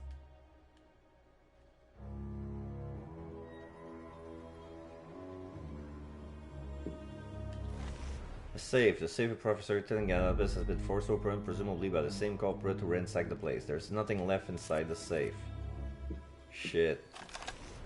You find a book by the notorious occultist Aleister Crowley entitled A Treatise on Astrology. She keeps book from Aleister Crowley,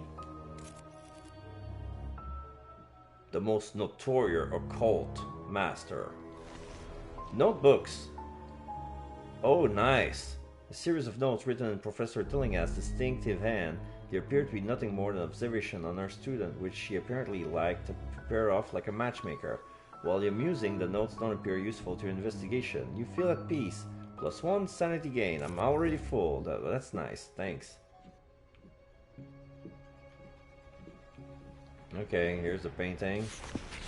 You see Edward Hopper's painting House by the Railroad. This is the painting that Miss Russo drew. Its stark vertical and horizontal line, as well as its striking color palette, seems unsettling in its context. Oh. Now there's a red circle. So as soon as I go outside, it's gonna be a Judging by fight. their There it clothes, is. These are the same people who were in the professor's house.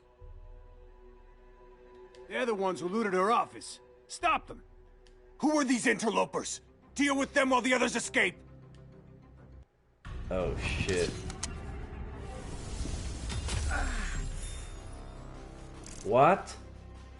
Everybody succeeded on their mental sanity check except Jim, who has the most. He must have botched. Poor guy. Alright, so both of them are holding knives. I'm gonna move. Okay, confirm your position. That's to action. Okay, yeah. Yeah, that's 2 action. And my third is gonna be attack. Yeah. 6. And then it's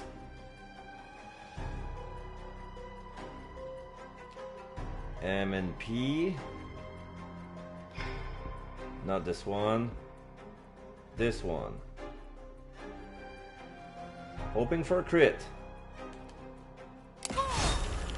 And I do. Alright. I'm a dead shot.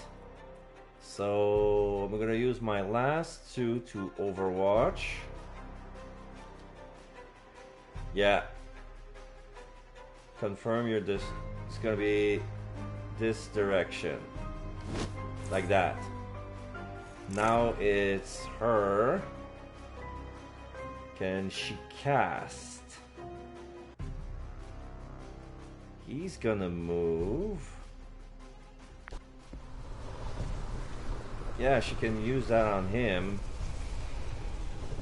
Or him.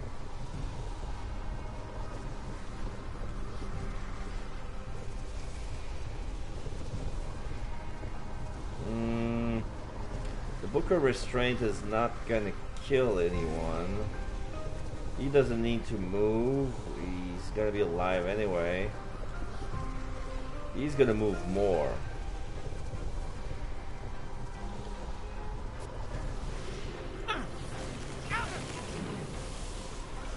There you go, restraint. During the course of the game, your investigators will see their status affected by various conditions, some positive, some negative. Whenever an investigator is affected, you will receive immediate feedback indicating this condition. This feedback will fade, but the portrait will display a buffed or debuffed icon. You can obtain more detailed information about the condition affecting the investigators or the enemies by opening the overlay screen.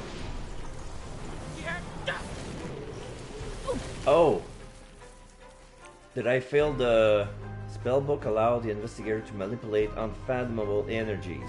While a spellbook is equipped, the investigator can't use Overwatch, no matter the nature of the spell. Some also may have no effect on your group or enemies.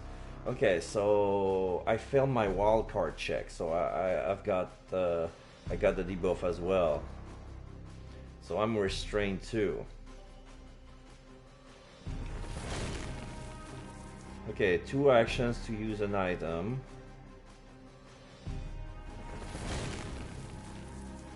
Can I move? Oh, okay. I can only move this much. I don't want to move. I'm gonna switch to the pipe wrench.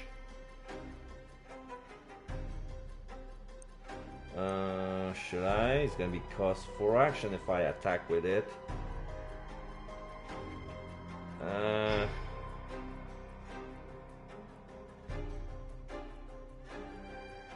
Yeah, I'll do it. I'll do it. At least it doesn't cost any action to change weapon. Okay, I'm gonna end my turn.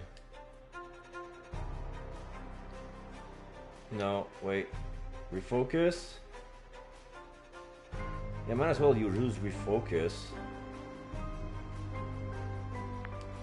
Yeah. 6 damage. Can he move? No! And he moved a bit and he got attacked. Boom, 7 damage. He moved a bit. Ish. So...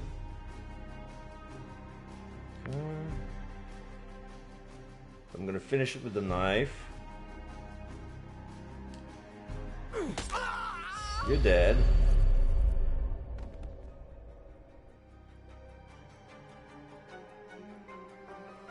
And he's gonna move. He doesn't have a gun, so he's gonna move.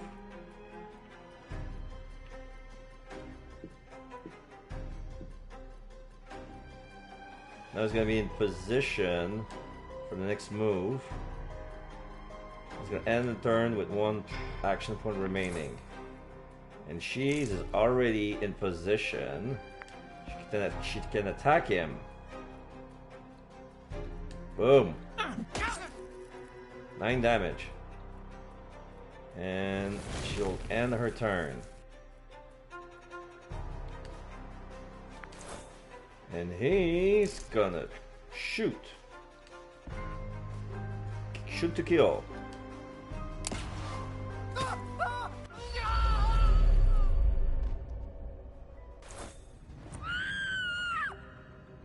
Somebody scream. That scream is coming from down the corridor. Oh no, the students! Must be one of those weird burglars. Let's go. Sanity check. Okay, Jim failed, Roland failed, but Agatha succeed. Okay. Is there anything I can use to boost? Oh, so it's only when I'm at 5. Okay. No, you know what? I'm gonna keep my coffee for those who's gonna have 5 sanity loss. If I had a cigarette, that would be another problem, but... Okay. Have I checked there? No, I didn't. This is new. The door leads to a different department in the university. You wouldn't find anything concerning Professor Tillinghast there. Okay.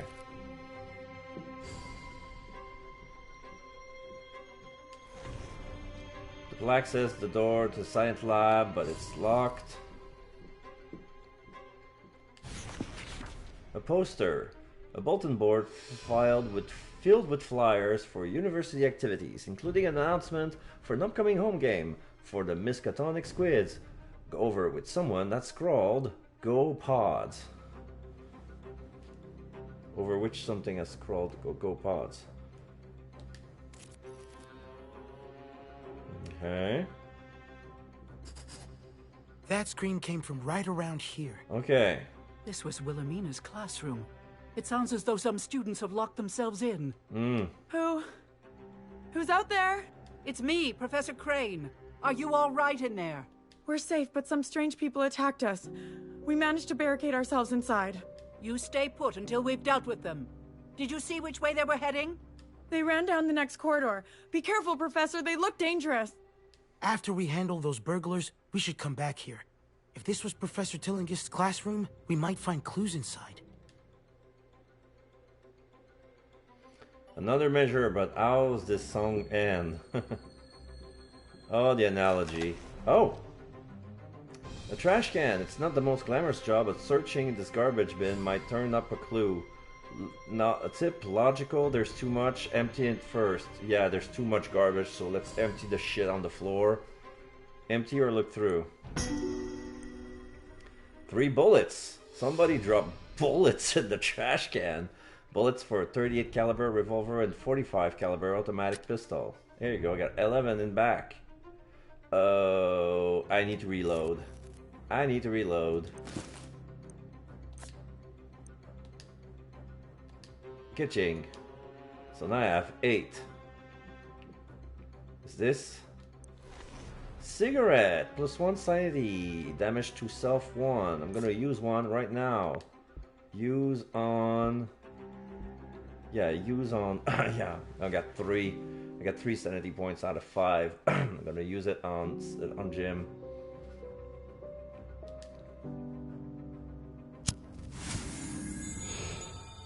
One sanity, -1 health. Something sticks out from between the pages of this new book. You find a new item. Cigarettes. Okay, yeah. I took care of it. Somebody left a cigarette inside of a book. Come here, you! Oh, I didn't notice a circle. Help me!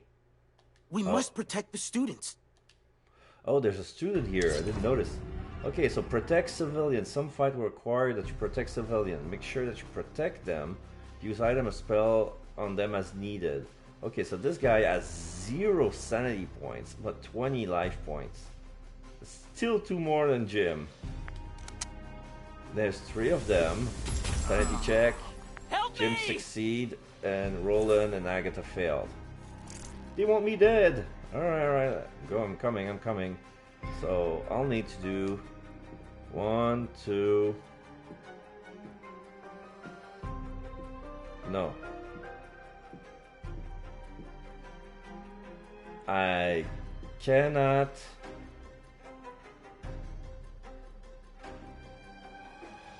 Can I do Overwatch with a knife? Yes, it's gonna be tight. But if you come close to this guy, the arc is slow, but if you come close to this guy, he's gonna get knifed. Okay, so now comes to business. Daddy with the big gun. Alright, he can shoot this guy, he can shoot this guy, he can shoot this guy. This guy is barehanded. This guy has a knife. This guy has a wrench. Oh no, this is the first guy. The first guy is the guy in the front. He's barehanded. This guy has a knife, and this guy has a wrench. Or the other way around. Yeah, this guy has a knife. This guy has a wrench. So I'm gonna shoot the guy with the knife. Crit. And then I'm gonna use the rest of my life to Overwatch. Yeah, I covered the whole. I'm covering the whole hall. So anything that moves gonna get a bullet in the face. And her, she doesn't have a much. Yeah, she's out of her pipe wrench. She's gonna have to. move and then attack the next turn. Maybe I'll move for 3 action and then refocus, so she'll attack before rolling. So move 1, 2. This is 3. This is 4.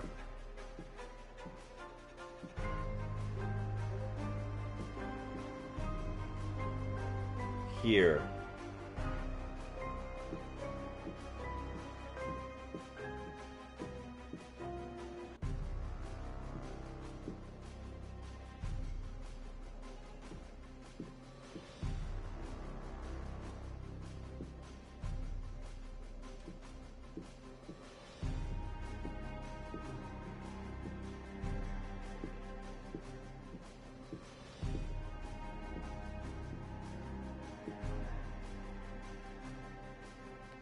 Then I'm gonna use. Oh, she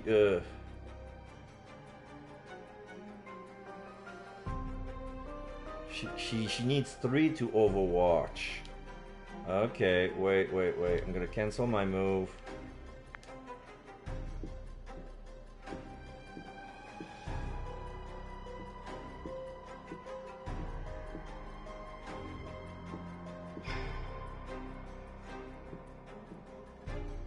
Can only go here. Then she's gonna overwatch. It's not gonna be productive. I think it's better if she move forward and refocus.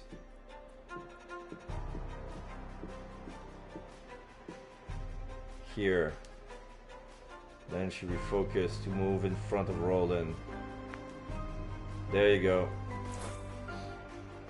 Okay, the knife guy is at first. He get killed. He got crit. So now down to 2. The guy moved around Agatha and refocused. And the fist guy got vigilance, crit by the knife. He fights us with for 2 damage. Okay, now it's a 4th round. Okay, so equipped. Can hit this guy, can kill him.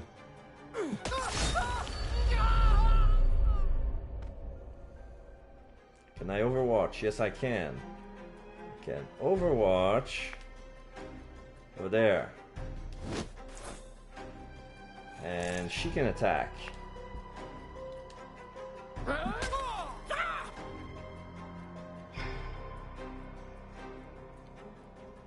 Hello, Tyler. How you doing? All right, you should have been there this afternoon. We finished 8-Bit Adventure Anthology. It was 3 hours long.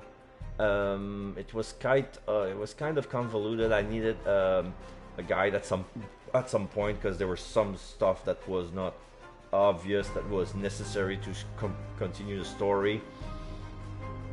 But other than that, it was short and sweet.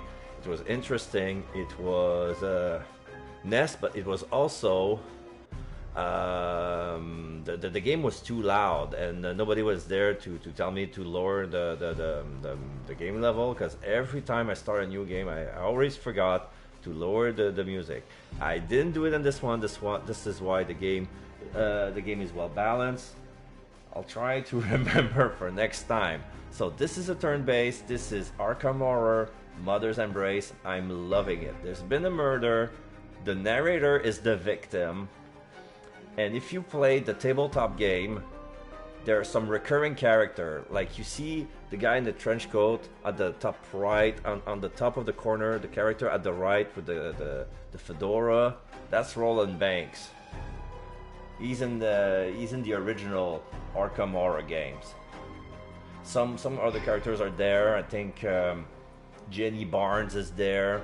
Right now, I'm playing the investigator I choose is a trumpetist called Jim Culver.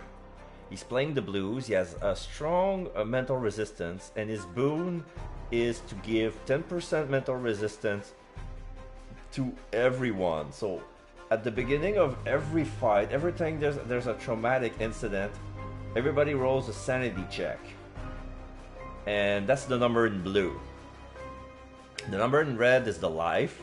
The guy in the white background on the left is a civilian. We need to protect him. The guy in red is a cultist who tried to attack the civilians. Right now I'm waiting. So, just running my entire PC in the MV on my server in the basement currently, since the side PC isn't loving running 5 streams across 2 monitors. Yeah, I can't. So you're checking on 5 streams at the same time? Like, aside from me, who are you keeping your eye on?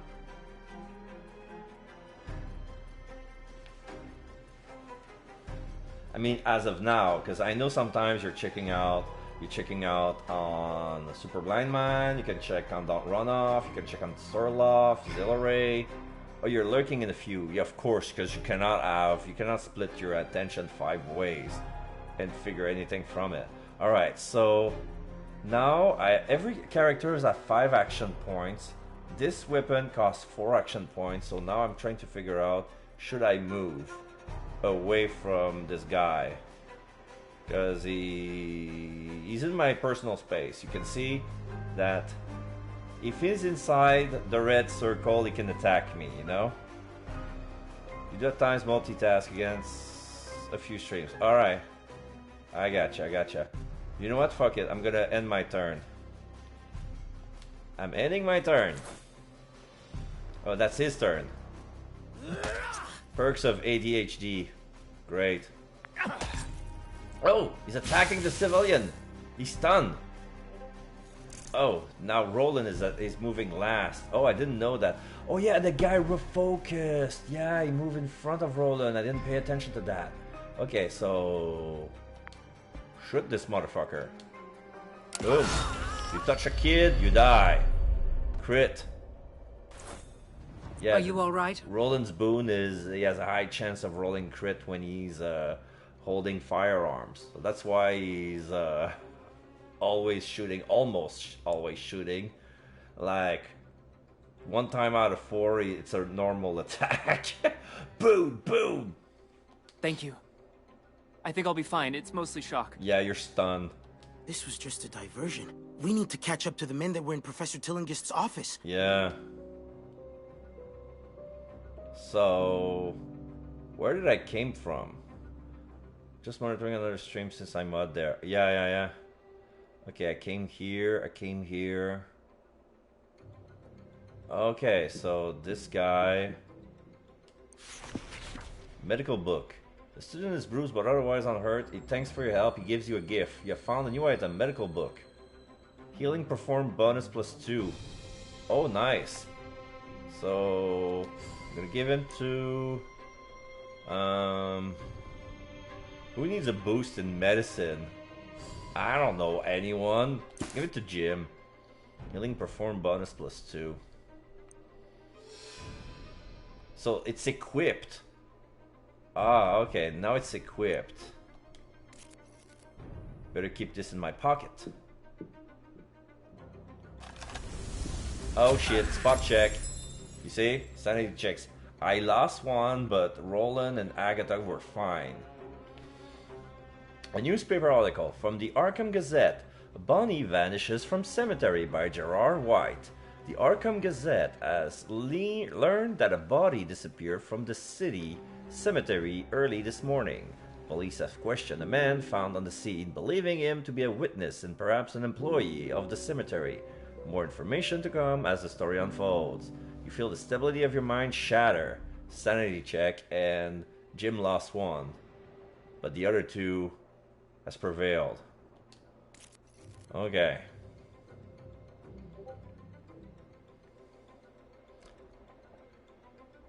Okay, so if I get hit 1 more time, I probably need to heal.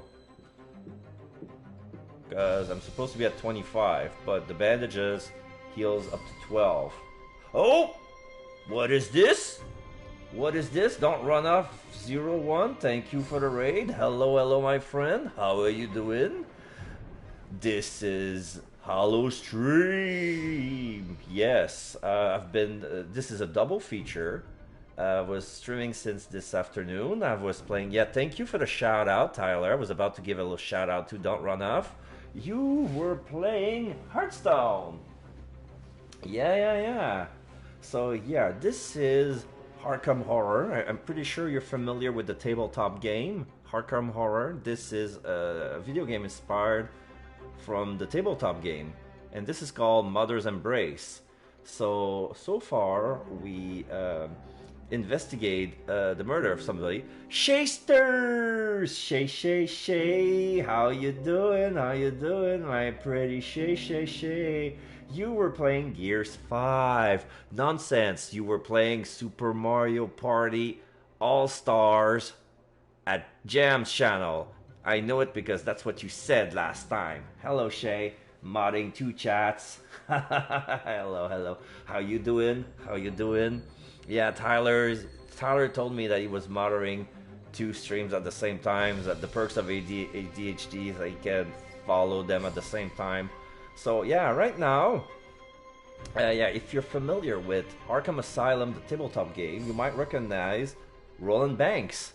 I didn't pick him, I picked a musician, but when I was investigating the mansion, he was there. So he's from the federal office investigating something. He didn't tell us much.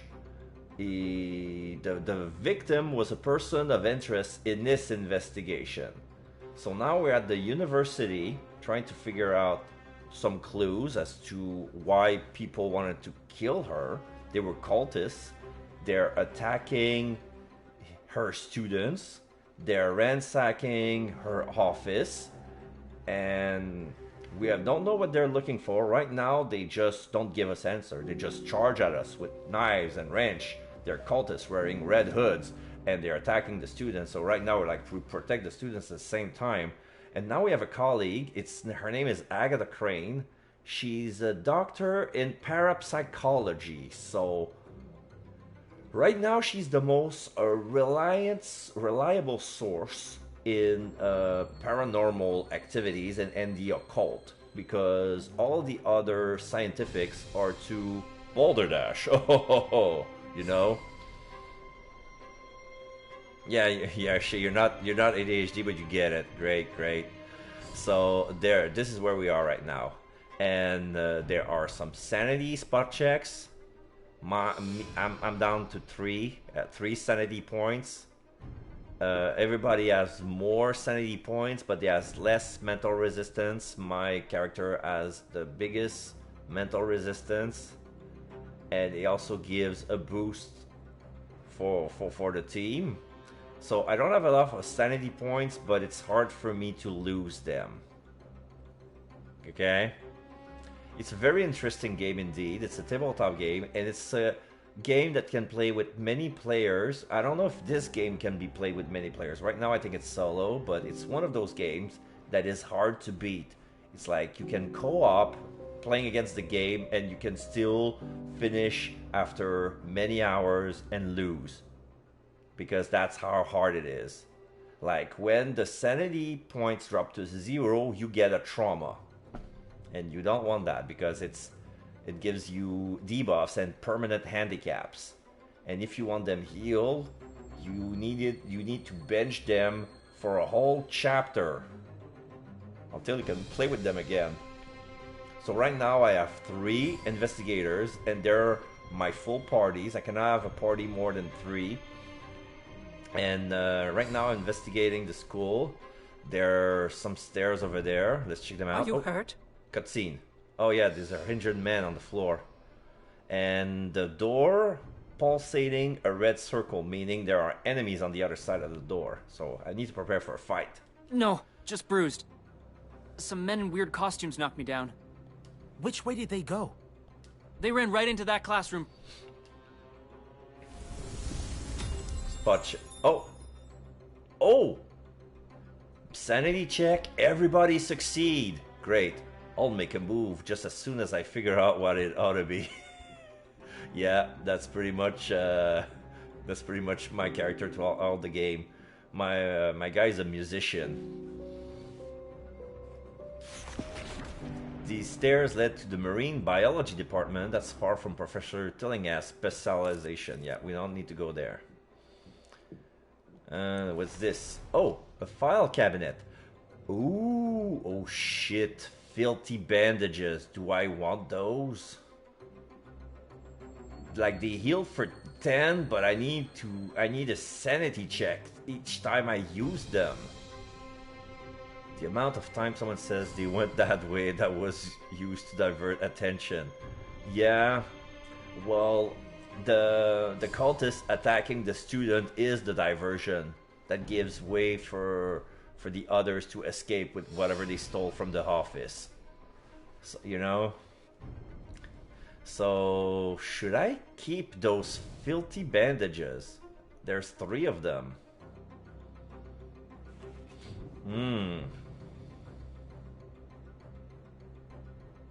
You know what? Instead of using 1 regular bandages, I'm gonna use 1 right now and try my luck.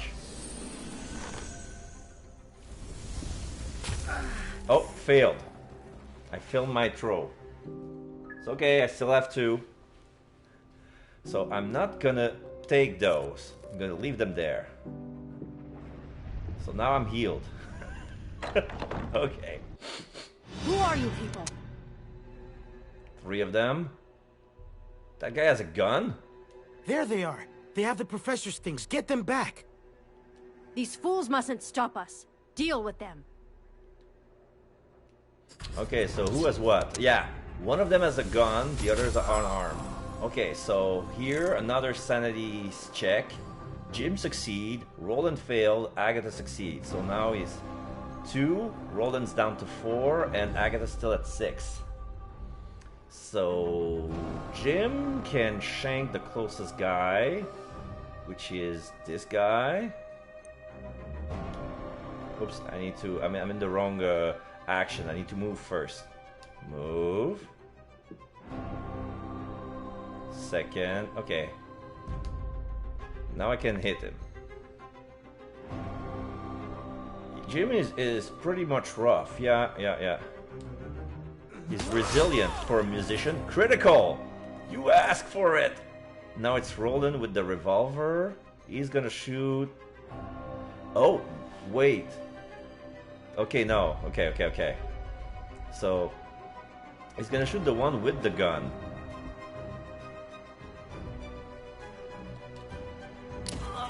Seven damage. Okay. And... is he gonna do Overwatch? Can do an Overwatch. What Overwatch does is I use 2 action points, and whoever first move in the peripheral area that I'm watching is gonna get an attack. It's like an attack of opportunity, you know? I need to go take care of some homework, but I wanted to come by and say thank you. Thank you very much, Don't Roll Off, for coming in. I appreciate. Happy Halloween. I understand that homework is important, and this is a Sunday. So in my mind, it's like, since I'm working a schedule from Tuesday to Saturday, Sunday feels like you know, Sunday feels like a Saturday to me, and Monday is like another day off. So yeah, if you have time, on Monday, tomorrow, I'm gonna be playing The World Ends With You, which is I'm almost done completing that game, by the way. The World Ends With You. I finished World of Final Fantasy 3 days ago, and I'm so glad I finished that thing.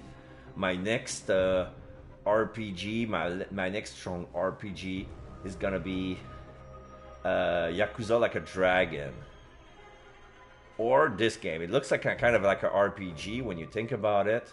Maybe a late night RPG. I mean, you know what? Yakuza Like a Dragon, I don't need much voice acting. It's pretty much all that taken care of. But the side missions, I will need to talk a lot. So we need to plan for some offline Smash story. Yeah. That would be nice. Yes, Shaster, I remember that. We need to plan that. and my available it's gonna be for the evening, like right after work, after 6 p.m. Eastern. Like this is the time I finish. Like, thank you for reminding me, Shay. Yes.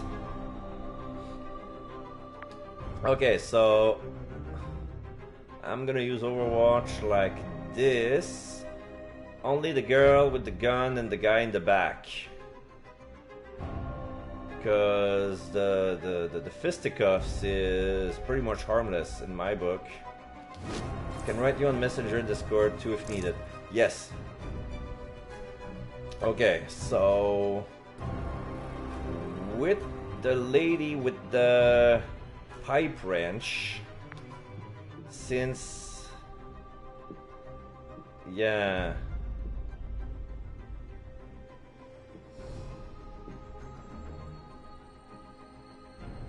She used Overwatch at 3.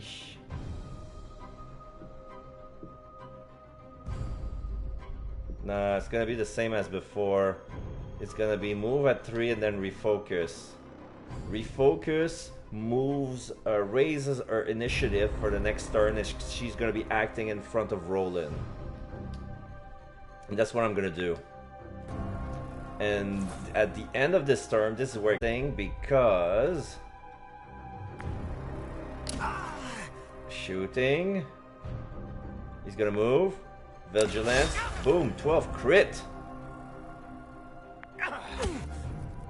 And everybody's punching Jim. The Mythos event. Yeah, because the cycle is complete. When the Mythos clock is full, the Mythos event is triggered, resulting in the penalty for the group. Also, your group will need to resist the Great Old One's influence or lose a sanity point. So let's see, right? Aberrant Tangle. Invincible tendrils entwine your limbs, slowing you whenever you're in mortal peril. Move distance slower in combat until the end of the fight. Oh, it's only for the fight? Oh, I can tank that. Pfft. Okay. Sanity check. Okay, so Jim survivor sanity check, but Agatha and Roland failed. So now the cycle is back at 0. I wish I can. Okay, eeny, meeny, miny, mo, catch the pugilist by the toe. He's got more life, you got to go. You're dead. And you know what? Fucking Overwatch. If you move, I strike and you die. And that's her turn. She's gonna... Impossible to reach. Oh, she got to move a little bit. Teeny tiny. There you go. Sacrificing a move. Fuck, I should have thought... Anyway. It's fine. And... Dead too. 7 flush. Just what I needed. If you have anything to say about it, contact me from the other side. And... Guy with a gun. Uh-oh, out of bullets. Oh no! I forgot to reload. No! So he has to go... Oh my god, I forgot to reload. He's gonna only have 5. Okay, can I reload? Where's the reload? Oh. Okay, cool. Reload takes 2 actions, but it takes 3 actions to shoot, so I can kill him in 1 turn. Okay, phew. Reload. There you go. 1, 2, 3, 4, 5. Shoot. Kill. Die. And it's a crit. It's always when they're at the lowest of health that the crit is always They won't be hitting. knocking down any more students. Now, let's see what they took from Professor Tillingist's office. Alright. Robbing the robbers. It would all seem a bit tawdry if it weren't so poetic. And by the way, this is the victim. She's the narrator of the story. So she's gonna be commenting and make snarky remarks throughout the whole game. I love that lady. She makes for good comedy. So, willpower. No need to touch the corpse. Once over, she'll tell us what we need to know. Okay, so we don't need to touch the body. A dead body? the unmoving body of one of the strangely garbed intruders. He won't be terrorizing the student any longer, but perhaps he carried identification, or better yet, a clue. So, Agatha, with her expertise in willpower, her knowledge in willpower, suggests that we should look instead of search thoroughly. So we're gonna go with that. Sanity check. Alright, Roland lost 1. He's at 2. Shit. This man's corpse produced no clues. You feel the stability of your mind shatter. Okay, so now I'm gonna reload. And I'm gonna use the coffee to restore 5 points. Oh no, it's 5 points of it's not sanity points. It's 5 points. It's for a turn. Yeah, I cannot use it outside of combat. Okay.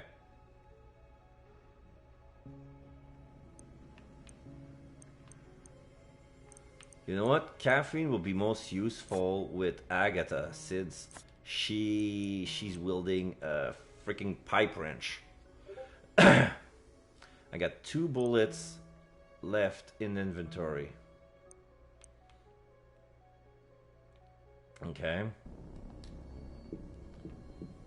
Is there something you should be doing? So, the unmoving body of one of these strangely garbed. A careful search might turn up a clue on this corpse. Okay, so this one is careful. Search thoroughly or pat down. Careful searches means search thoroughly, right? Yes. Oh, a letter from the director. A search of the corpse turns up a letter from the head of the Department of Science and Astronomy. It grants Professor Tillinghast exclusive use of the science lab for a time. Reading between the lines, you presume she intended to perform an experiment there. You feel the stability of your mind shatter. Sanity check. Nothing move. Everybody succeed. Great. Okay. This letter indicates that Professor Tillinghast reserved the science lab for some experiment. Sanity check. Alright. So, okay. Jim failed the check. Roland failed the check. Agatha succeed. So now both Jim and Roland are down to 1. And even lower, and it's gonna be trauma time. And that's not gonna be good. So, what's it here? Atop the podium is an outline for a talk on autumn constellation, including Andromeda, Aquarius, Capricorn, Pegasus, and Pisces. Yeah, I remember those from Miles Edgeworth Ace Investigation. The Prosecutor's Path, the second one. The sculpture, like they say that the zodiac sign that were autumn.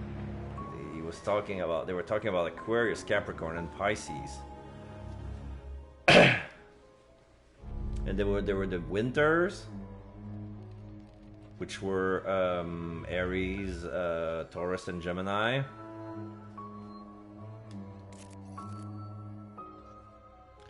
Do I need to search this guy? A pat down should do, so that means there's gonna be nothing, and I don't want to risk another sanity check just for finding out nothing. So cancel.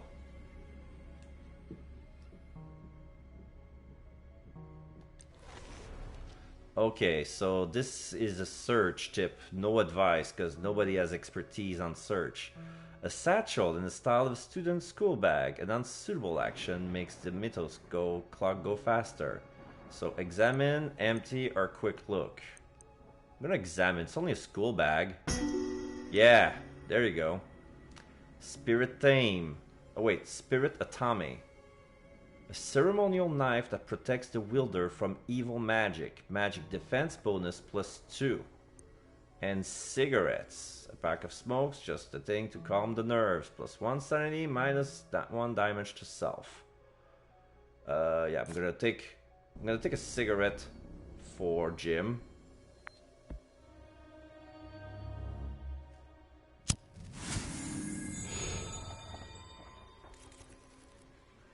Okay.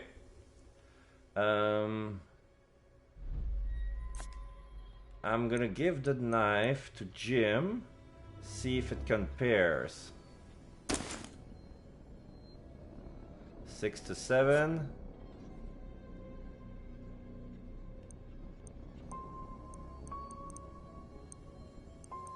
Oh, he moved it back to the... okay, move.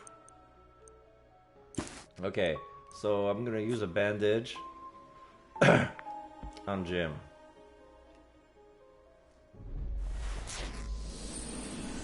Plus 14. Okay.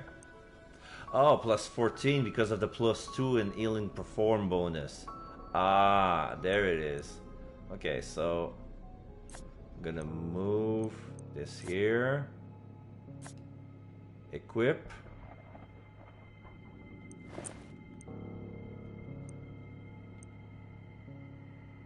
Oh no, the Spirit Atame is not a real knife. It's just an accessory. It gives plus 2 defense. But that does not, it's not a weapon. It's only a charm. Okay.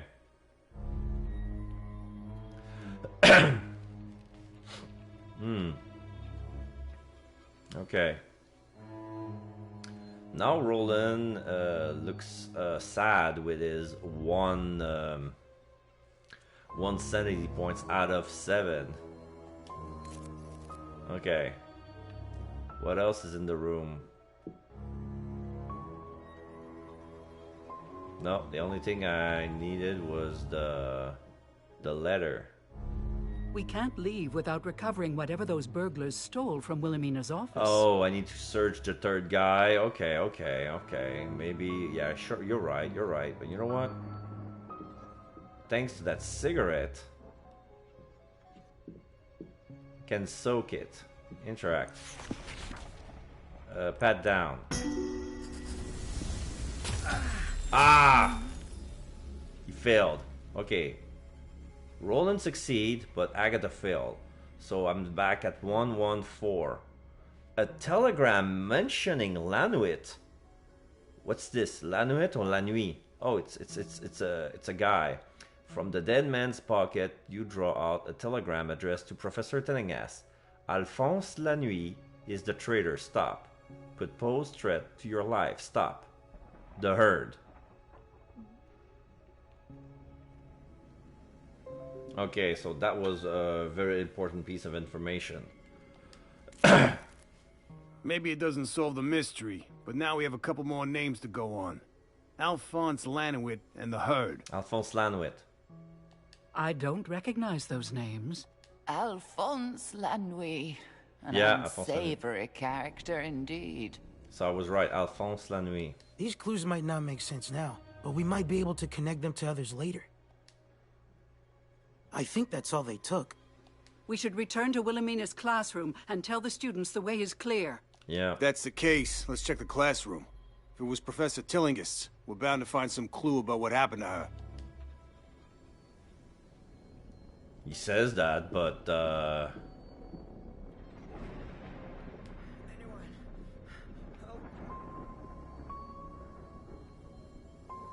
where did that came from? Hey, that door was not open. Oh, that's the library. Okay. That prompt wasn't there before. I'm gonna go check the library. Nobody's here. Okay. What's this? Trophies! Bullets! Yes. What's this? A pocket watch? Oh, the pocket watch drops the metal clocks to 0. Oh, that's good. That's good. Move. Where were you? Just during the fight. Okay, for next time I'm at 4, I'm gonna use the clock. I'll put it on, yeah. Because right now, yeah, Roland has the most available space. Okay. A shelf full of trophies, but something else catches your eye. Straining, you only reach just far enough to grab the item. Alright. So, what else is there? Mm-hmm.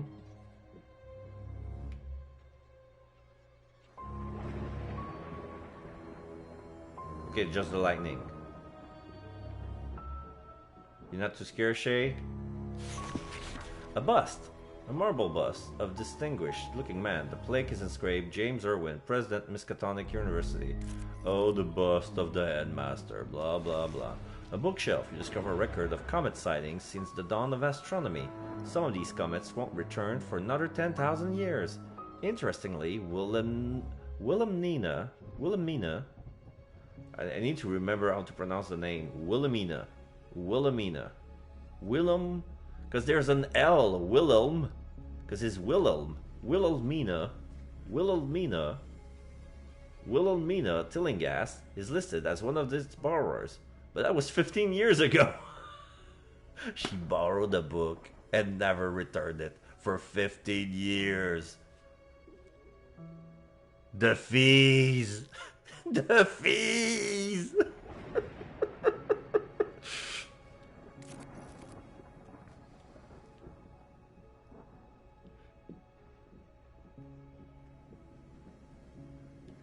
What was this? A note. A note on the table, most likely written by a student. 1 pint split peas, 1 carrot, 1 turnip, 1 onion, 3 teaspoons of dry mint, 2 pints of stock, pepper and salt, 1 teaspoon of pea powder. That's a recipe. Oh, what's this? Is this for soup? Soak the peas for 24 hours, then drain. Put into the stock and bring to a boil. Add the chopped vegetable and simmer for 2-3 hours. Rub through a wire sieve. Thicken with pea flour and bring to a boil again. Season to taste. Serve with dry mint and fried croutons. It is soup. What an interesting recipe. I wonder if I should reproduce it. Nah, I don't like split peas or turnip. But I would try it. I would keep that in mind. Dry mint in soup.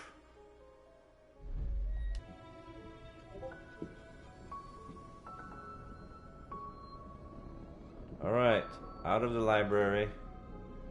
This was the biology class. I don't need to go there. Which door was the class? Oh, there's a... This door is locked.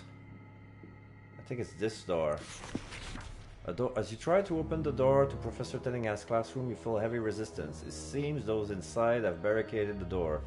Are they gone? Called the timid voice of a student. Unlock. Yeah, they're gone. Remove the barricade. I'm coming in. Hello. Door's been unlocked. Hello, lady. It's all clear, students. We've taken care of those brutes. I can see 2 people in the air. This whole classroom with enough space to class 50 students, but only 2 people are inside. Either all the students left or some of them were injured outside. Like, I only see 2 people outside, so there's like 44 unattended students. Thank you, Professor. Let's make sure everyone is unhurt. Then let's have a look around this classroom. Okay.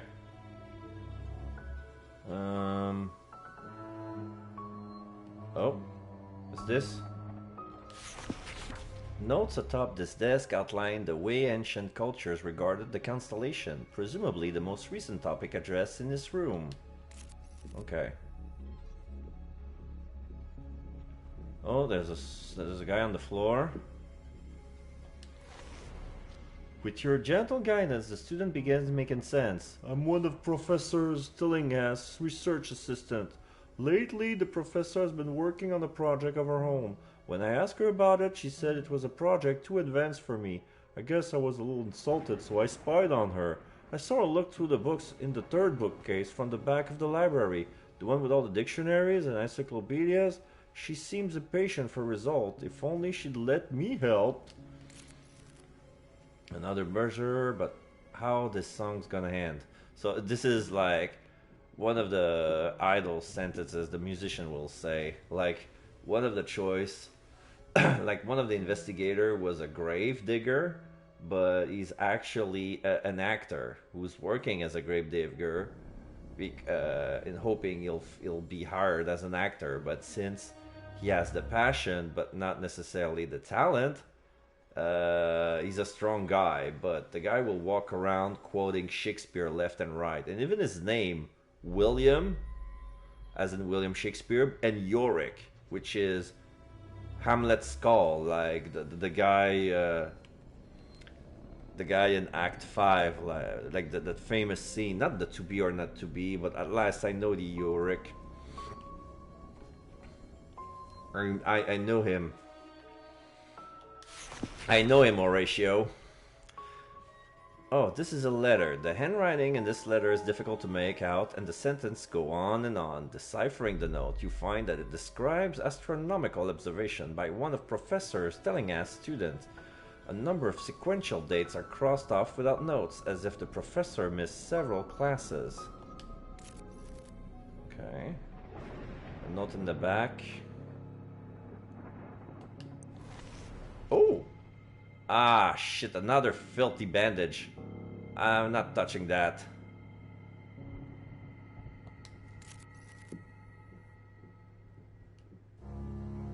I'm only in despair. If I have ran out of regular bandages, I'm gonna take the filthy one. But right now, I cannot afford a trauma because I'm very low. The lock display case is full of rocks, some with extraterrestrial origins. Telescope. Small telescope pointing out the window. And towards another window. Whoever used this last was a peeping Tom. Oh, here's a troubled child. Oh, two troubled students. Oh, this one is a social. Okay, so this is Agatha's specialty. A young woman who was hiding in the classroom says she was one of Professor Tilling's students. While she still appears frightened, perhaps you can coax more information out of her. Asking the right question is usually the right course. So question. Oh, question, intimidate, or lecture. I'm gonna question. What are you talking about? As you question the student, she says, "A few months ago, the professor asked me to return a book to the library. I returned it without looking at what it was. I remember it was a large yellow book." Large yellow book. You learn something new every day. This is what the narrator says. This guy looks like H.P. Lovecraft. He's on the floor, head between his head. His knees are shaking. You must be deep in thought to stand so still. Oh, sanity check. Oh, fudge. Jim failed his sanity check. The student looks nervous, perhaps shaken by whatever he read in the paper. "Have you heard?" he asked. "Professor Tilling's body disappeared from the cemetery. The only witness is Albert Hatcher, the gravekeeper. Whatever he saw drove him mad. What could it be?" So now I got a trauma. Professor Tillingest's body vanished from the cemetery? How ghastly. Who on earth would steal my corpse? It must have been grave robbers, of course. It isn't as though I could have leapt up and walked away. This Albert Hatcher is our only witness. We should visit him when we're done here.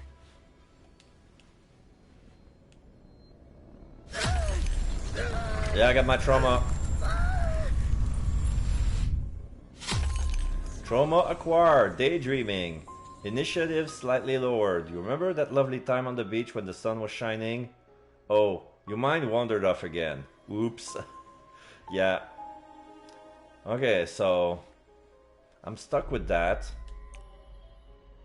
Once an investigator's sanity reaches 0, a trauma will be inflicted on him or her. Your investigator can be affected by up to 3 different traumas simultaneously. A 4th trauma will upgrade an existing trauma. Oh shit. If your investigators accumulate too many traumas too quickly, it can change the course of event. These traumas can be purged by leaving the investigator at the office between scenarios. Okay, you know what? Okay, so now he gained 4 sanity points. That's not even a full bar. That's only... His maximum was 5. So no sense charging a hell on town. Sure, I can live with a decline in initiative. What I do not want is... Let me check his character sheet again. Mental resistance reduced when health is low. And chance of losing health every few steps. The 3rd one, self-mutilation, I do not want that. I do not want that. Roland, that's not his problem. He's gonna have daydreaming at first, but then he's gonna be a cigarette addict. He's gonna be an urge to smoke a cigarette. And so far I had 2, and Jim smoked them both. And then it's going to be inaccurate, slightly less chance of getting a crit. And that sucks as a character. And then Agatha Crane, daydreaming, minimalist. Minimalist is dangerous. I do not want her to mess with my inventory. It's going to be low. So when they say that a 4th trauma would increase an existing... That's one of those. Like the chance low will begin medium and then high. I do not want that. Not one bit. Okay. So, am I done here?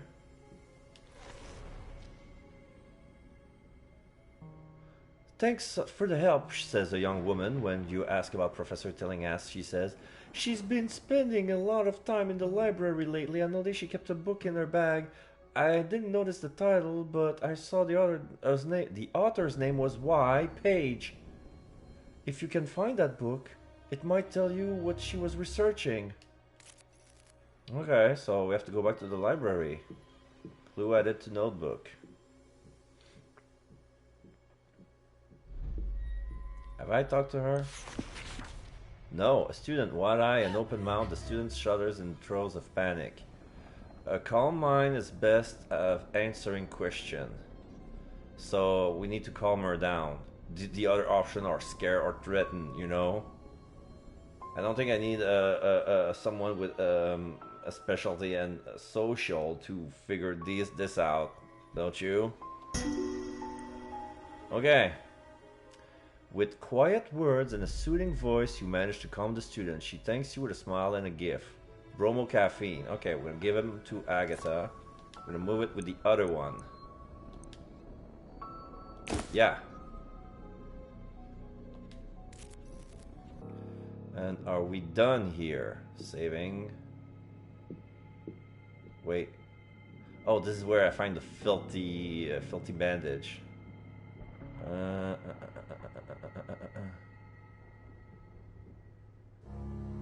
Yeah, I think I'm done.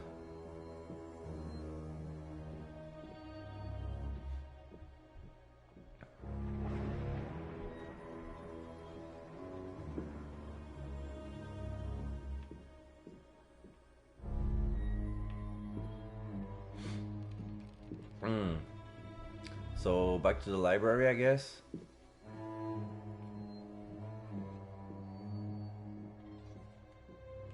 I'm gonna accelerate with L2.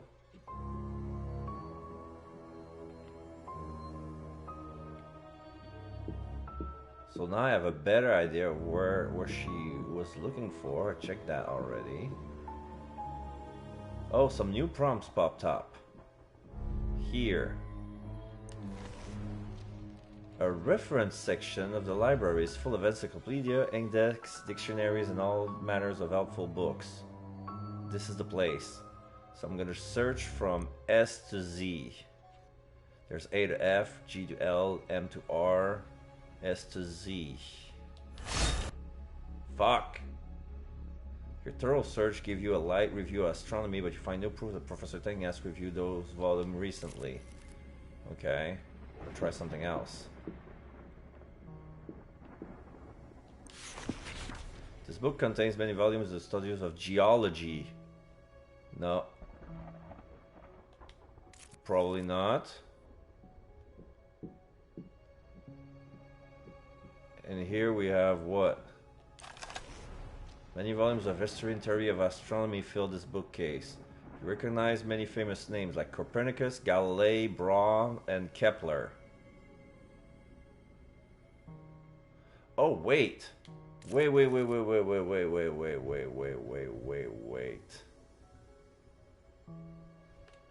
I need to check the clues again.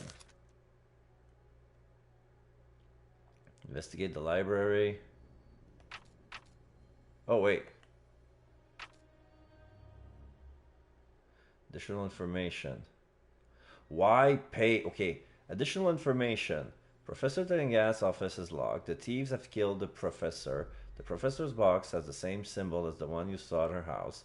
Students have locked himself in the professor's classroom. The professor was doing experiment on her own.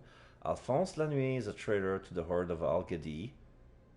A student saw Professor looking through the dictionary and encyclopedia section of the library. A student returned a yellow book to the library for Professor. A student saw a library book written by Y. Page in Professor's bag. So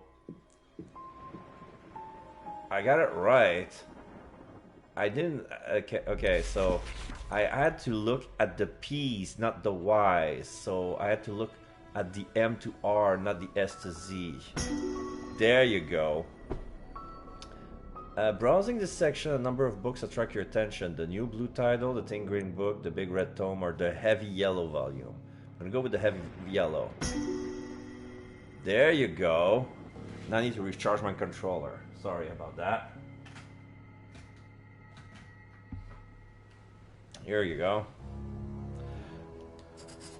Among the... Here it is again. The Herd of Al-Ghadi. There's some sort of astronomy club. That explains the professor's interest. They're based in New Orleans. Perhaps that's where the professor went on her trip. That makes sense, since she circled the name in the book. I do feel a pang of guilt at defacing a book in such a manner. I must have had a very good reason for it. But the narrator doesn't know. I think we visited all the places Professor Tillinghast worked in the university. It's about time we return to Norman's office. Perhaps he's made some headway with those notes. Mm-hmm. You learn something new every day.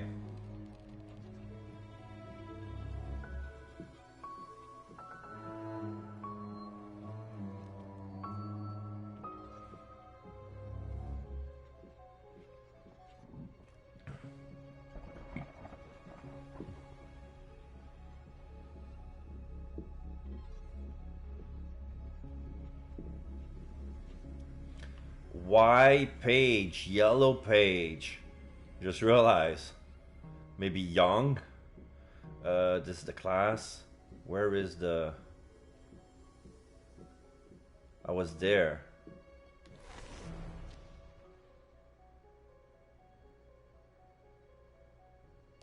Okay.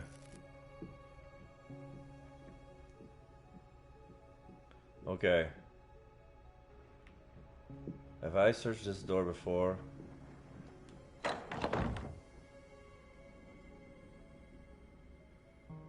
This is another one's classroom. What's this? A chalkboard. A big complicated mathematical equation nearly fills this blackboard. You don't recognize it and the solution hasn't been added. It's almost as if it's challenging you. You've solved it, or at least you think so. Unfortunately, there's no one present to confirm it. Now you have a headache. At least it's not a sanity check. Shit. Okay. Tip, knowledge, physical. A wardrobe. It's a fine, dusty, oaken wardrobe. There's no lock, but you can't make the door budge. You have to break it open. Shake, force open, or break. I have no one to hint me at which is the best. It's a wardrobe. I'm gonna try force open. No! And then, okay, break or shake. No! So it has to be shake. Bulletproof vest.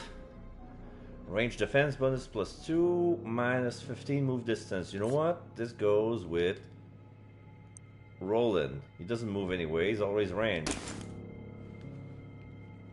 Last time he moved is that I didn't want to waste a bullet when the guy only have 1 HP left. It's the only one that time I move. I equip back to fist and I move forward and punch him guy in the face. There. So, yeah. My next mistake, I'm gonna have to use the clock, the pocket watch. I don't want to use it. I was hoping to use it next chapter, but alright, interact with the globe. A celestial globe depicting the constellation. Oh, those are nice. I wish I could see the constellation better. Oh, here's another one. It's an old map. It's of the constellation with the shape, how they drew it in these animals and peoples. Oh. Oh, wait, really? I'm at max. Okay, so when I have a trauma, my max sanity is lowered by 1. So now we have a notebook that lies open on one of the desks. Its page is filled with legible but passionate writing. Whichever student made this note loved his studies. His enthusiasm is infectious, and you feel a surge of hope that you can learn everything you need to solve this mystery. You feel at peace +1 sanity gain. But that didn't work on Jim because it was at full even though he's at 4. But that was his max sanity at the moment because he got a trauma. But Roland has +1 and Agatha's +1, which brings them at 2 and 5. Great. So, here we go. Notes. You find what appears to be crib sheets for an exam, multiple copies with different answers for developmental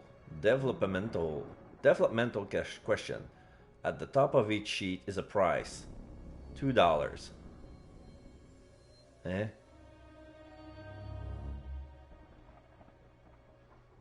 Multiple copies with different answers for developmental question at the top of each sheet.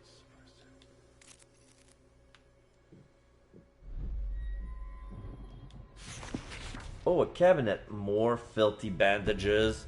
Yuck. The old table is gray with age, obviously unused for a long time. Still, there's something interesting lying on top. I hope I'll find some cleaning tool to disinfect those filthy bandages. Right now, I cannot afford a spot on them. Desk. Exploring the desk, you discover a small notebook someone apparently meant to conceal. Examining the notebook more closely, you realize it's a correspondence between 2 different people who seem to have communicated by leaving messages for each other. Much of the content seems like boring gossip, but one entry stands out. While Professor Tillinghast was away, I took the book from her desk and hid it in the old chest in the debate room. You know, the one with the fake bottom? Later, we should figure out what it really is. Oh shit. So those people raided the desk for the book but didn't find it because somebody pulled a prank on her. Nice. Okay, so... Okay, I need to go to see Mr. Withers. Oh, wait. Ah, you're back at last. Did you find the cause of the commotion? We took care of it, Doc. Still, there might be trouble ahead. We discovered another clue as to what happened to Professor Tillinghast, as well as an enemy. An enemy of Wilhelmina? Poppycock. Everyone liked her, even the students. Do you know any reason why she requested exclusive access to the science lab for several days? What?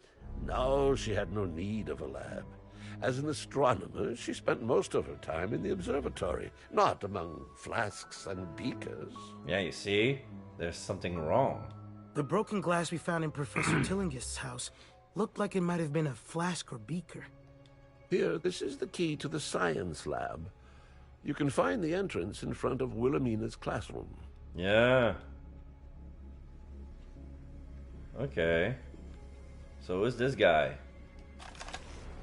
Social. A calm audience is more receptive. A student injured during the ruckus in the corridor was himself inside Professor Wither's office. Despite taking shelter, he still looks fearful.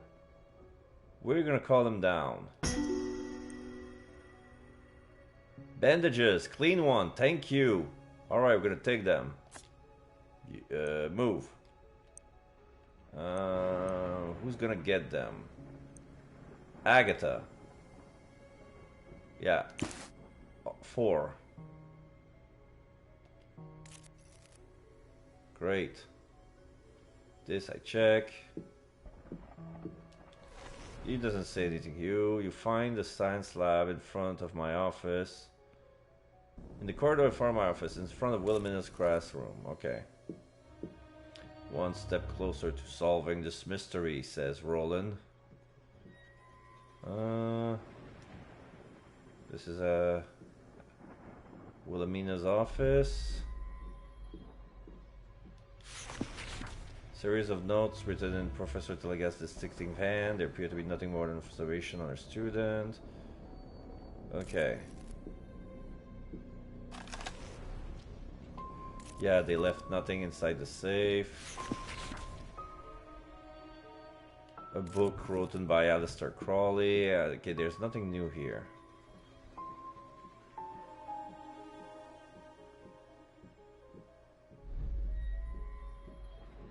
Upstairs was the observatory. This is the room I took out. The trophy case. Yeah.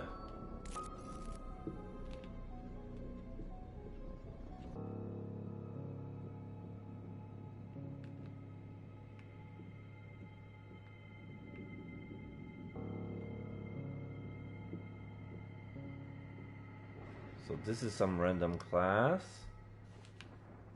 Okay.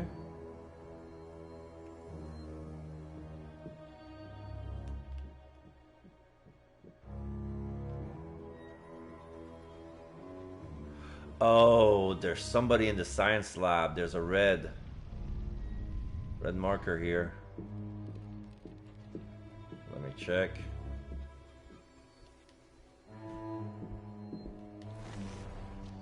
Different department. Okay, different department of the university.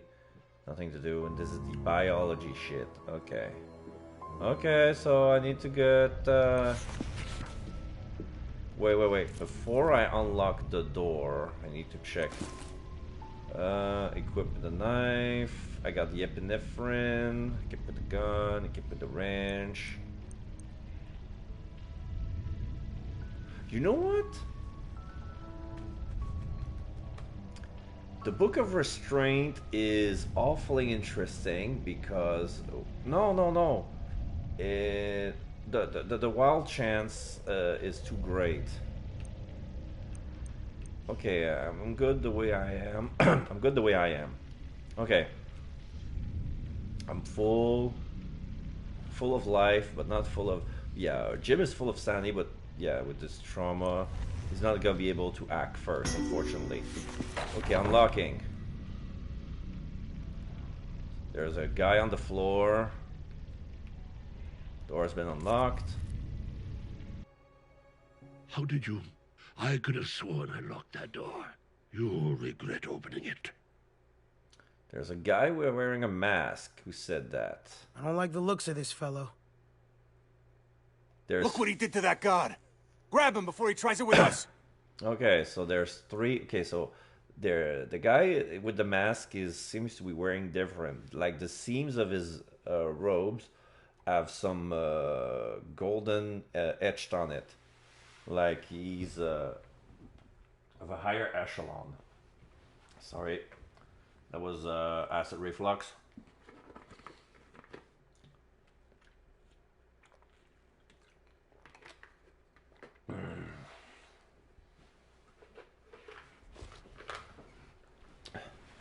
Okay. So another fight. So it's 4 against 3. Yeah, the cultist priest. Sanity check. Okay, everybody succeed is sanity checks. Great. So... Okay, I still have enough initiative to start first. Okay, the priest has a book. One guy has a pipe wrench. The other guys are barehanded. So I'm gonna move to space. This is a third.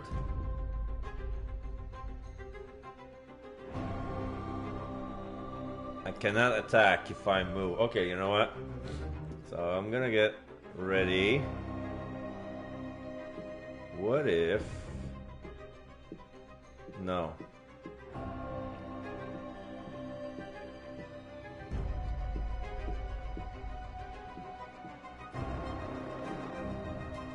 So yeah, I'm gonna use my this to move. And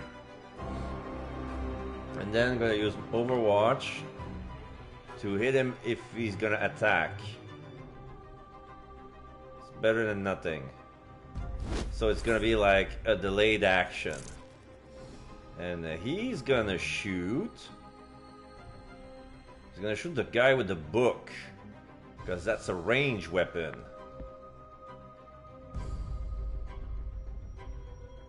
Yeah. Crit.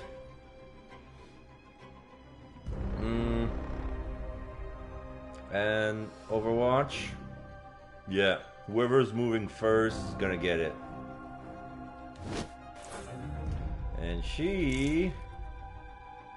I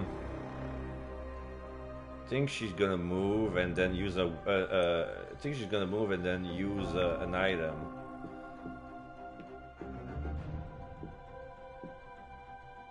Like this. Yes. And then use an item.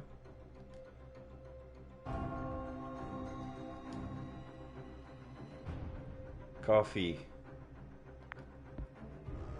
On her. Yeah. Okay, now it's like she's having another turn. And she can attack. Boom. And end the turn. Now it's his turn. Crit! Ouch.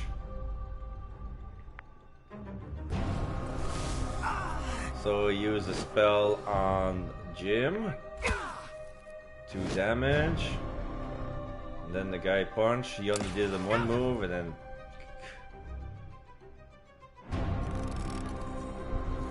Okay. Now...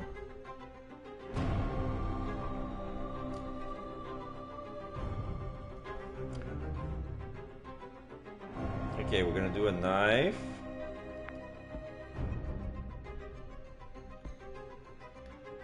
Can you do a move? No. Okay, he's gonna knife this guy.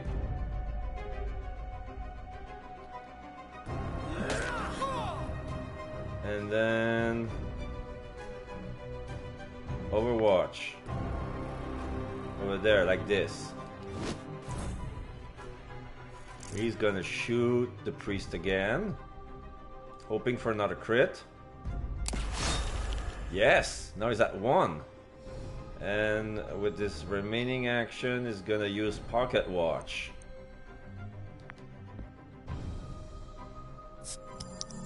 There you go. And then it's gonna be her. She can kill either this guy. Okay, she can kill this guy. Yeah, kill this guy. Because this guy's too strong.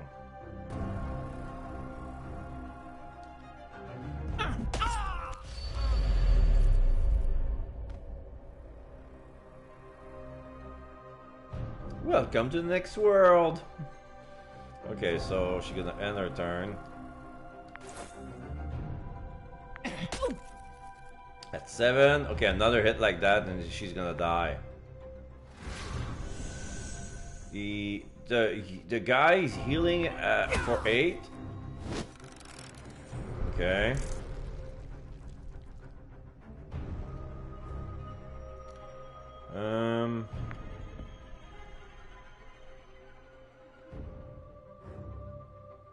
Okay, this guy is dead.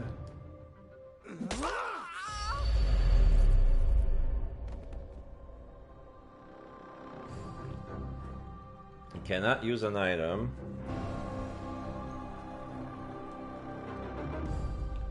Okay, he's gonna move here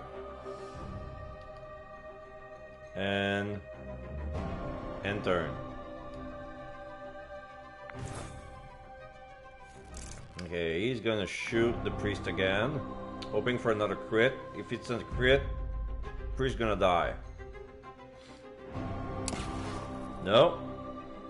8 damage. There's not gonna be an overwatch, so no. What about movement? That's his maximum, right?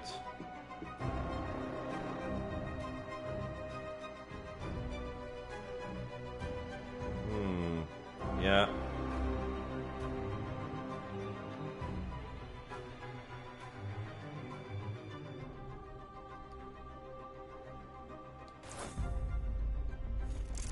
Her. She need to heal. But if she killed this guy, she won't. So she need to heal first.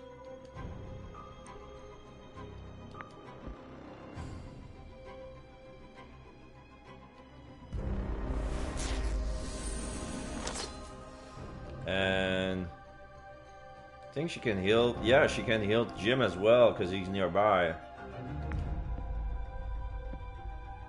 Yeah. Yeah, let's heal Jim. And then use our last movement to get out.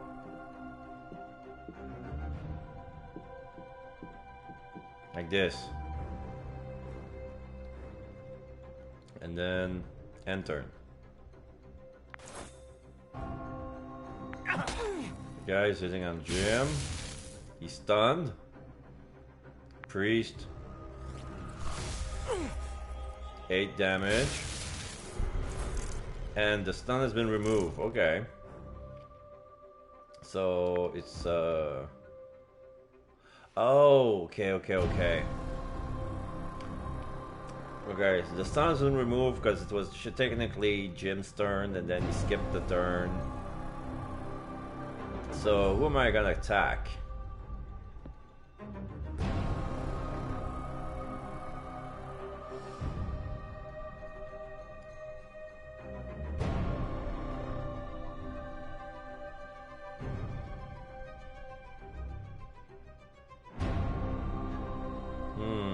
Who's more dangerous, the guy with the ranch or the guy with the book?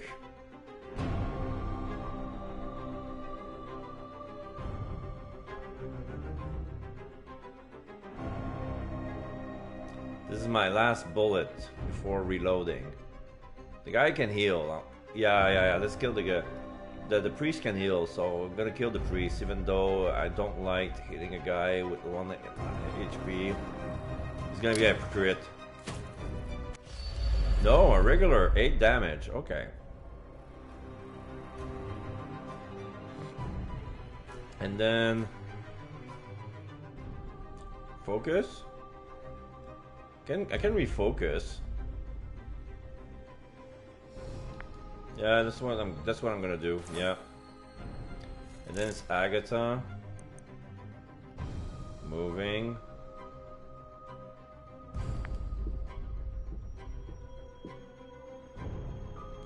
For 1 action. Oh, I cannot move because I'm in the... Oh, fudge. Okay, like this. Perfect. Like I couldn't move because I was too in gym space. That's why it was not legal action. Now I can. Okay, so now I can hit with the 7 damage and he's stunned. Great. And now he skipped a turn. Great. And now it's... Uh-oh, out of bullets. Yeah, reload. And then shoot. Ah! He had 8 and he shoot for 7. Okay, so he's gonna finish it with a knife.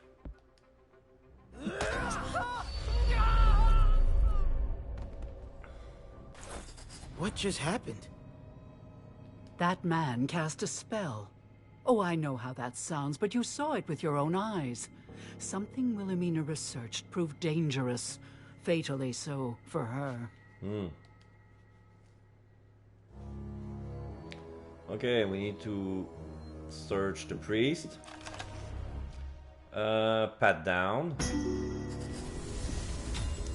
Sanity check. Everybody succeed. Great. A note. On a scrap of paper in his pocket, you find in a list of location. Professor Tillinghast mentioned Miskatonic University, the asylum, and something called a witch house. Okay. More evidence, just what we need. Okay, saving. So let's investigate the science lab. What's this? Oh, it's not. I thought it was a prompt for a clue. It's actually the flame of a Bunsen burner. Okay, and this is a book. Oh, filthy bandages. No.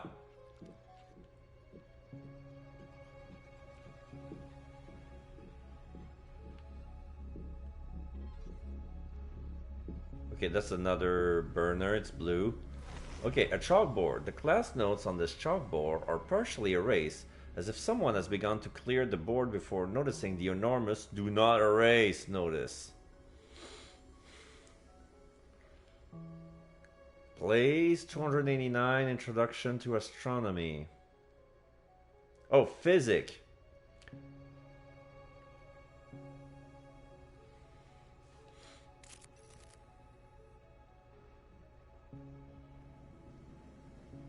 Cannot read. It's too poorly written. I suppose you do deserve a rest now and then, after all you've been doing. Yeah, but there's no place to rest. What else is there? The guard is dead. I cannot investigate him. There's the back door then. No red circle. Great. Oh, this is where I came from. Whoop. Yeah.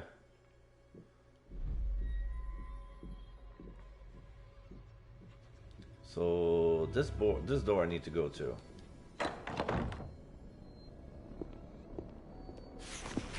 Desk. Scattered pages and notebook litter the area. It might be tedious to search it all, but doing so might turn up an overlooked clue. Many of the jumbled notes mention the imminent passage of a comet Professor Tillinghast appeared to be studying. Oh, cutscene. Something is moving.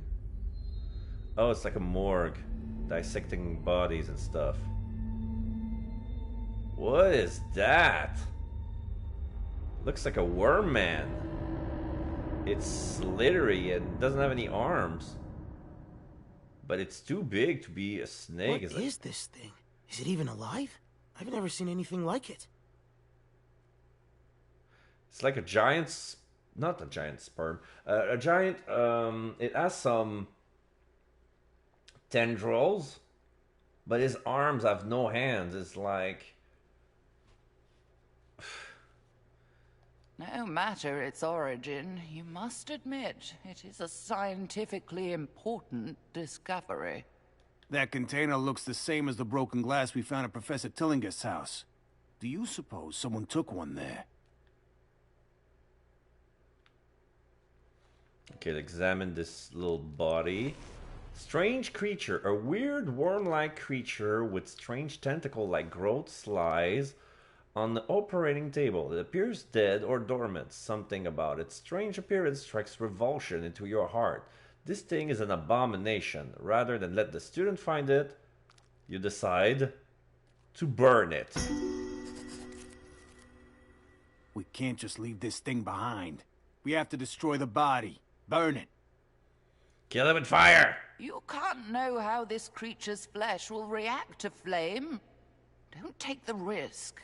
Yeah, it's not... It doesn't look like a carbon-based creature. You're right. We can't let anyone else get a hold of this thing. Managed to stay sane. Degree in astronomy. Oh, okay. I got a trauma, daydreaming, Roland Banks, no drama. Agatha Crane, no drama. So no secondary objective. I finished the chapter. Professor Tillinghast spent as much time as Miskatonic University as she did at her own home. There's no better place to start investigating her activities before a gruesome murder. Okay, so we have investigating Professor Tenga's office. Retrieve was taken from Professor Tenga's office. Find information on Professor... Okay. Your investigators are returning to the office. So, the great question. The gravekeeper Albert Hatcher is the only one who saw how my body left the cemetery. And whatever it was broke his sanity. Questioning a madman might not be easy. Indeed. But it's the only lead you have. I'm afraid.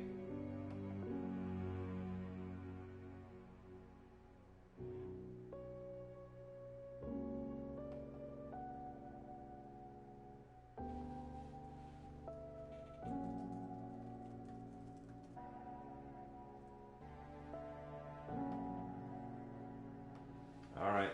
Just need to answer a little something, a little message that I got. What was lost is never found. Professor Tillingast's body has disappeared from the cemetery.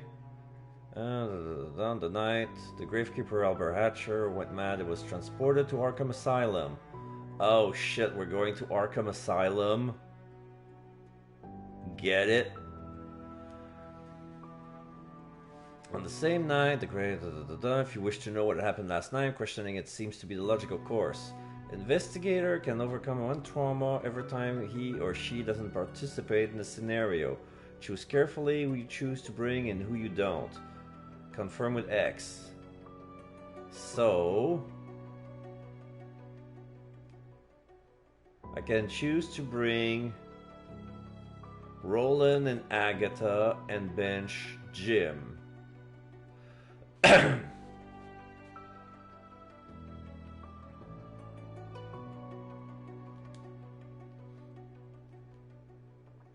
Professor...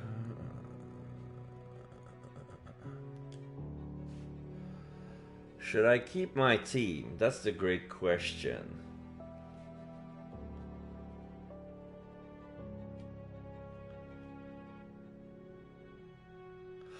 Oh, Agatha increased the group initiative. This is why... Okay, you know what? As long as Agatha's around, my trauma doesn't... Are you sure you want to use as investigator? Wait. Only these two? Only these two. I can only pick two. No. Not these. I was about to say, as long as Agatha is with me, my trauma is meaningless. So the game is played expecting one of my party members to have a trauma and for it to bench it. But if I bench Jim, everybody's not gonna have their mental resistance boost and might turn mad quicker. So it's either Agatha's coming along, that's for sure. That's 100% sure. No.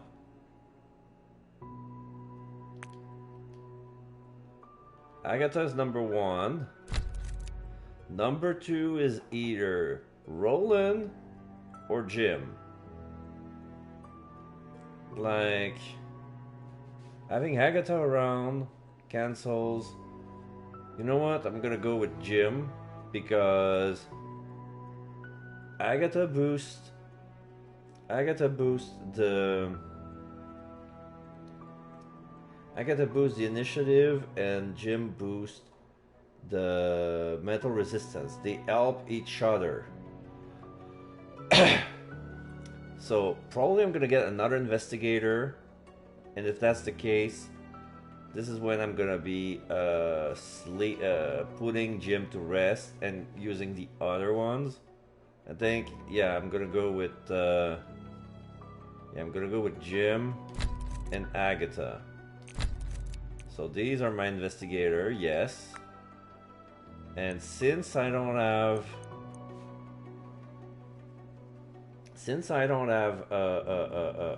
what's his face? Roland with me. Okay. So I need the magic defense.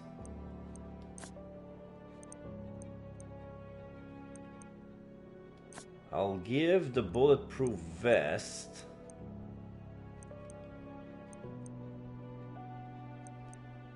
Oh, you know what? Minus 15% move distance. Range defense bonus. Do I need it? Okay, I need the bandage, that's for sure.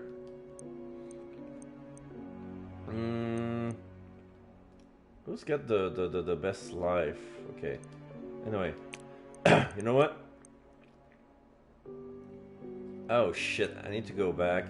You sure want to go back to selecting your investigator, all of the people is back to the office chest. Okay, that's fine, that's fine. Because I need to check who's good at melee. Jim is good at melee. Okay, so Jim and Agatha. And Jim is gonna use the gun.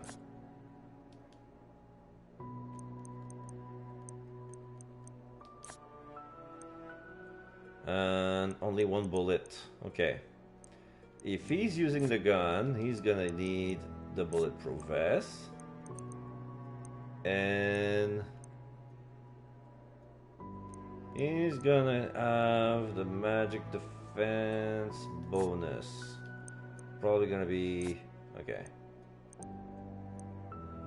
So she will use the knife. Unless... no, she's average. Is she weak? No, she's... I'm gonna need the book just in case. Gotta bring the bandage. All 3 of them. And the coffee. Which means he's gonna bring the epinephrine. So I've started with the full inventory. The medical book, I have no room for that. And the pipe wrench, I have no room for that. So I have to keep them in the wrench for this chapter. So 4 action points, 7, 9. 3 action points. Oh, wait, no. Oh, wait. Okay.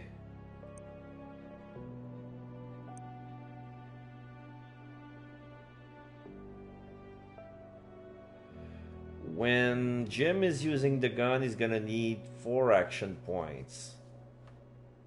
Crap.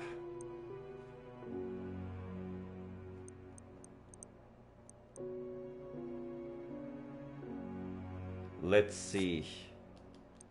If he used the wrench, it's gonna be 4. No. The pipe wrench is still 4.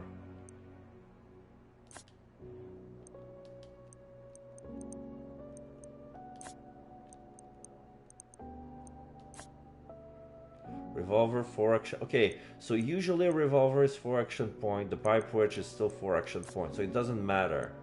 Okay, okay. So equip. This is already equipped. This is already equipped.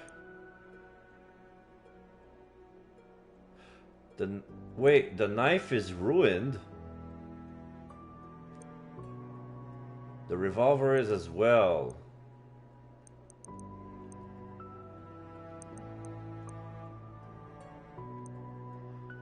Okay. At some point, at some point, the weapons are not gonna be usable.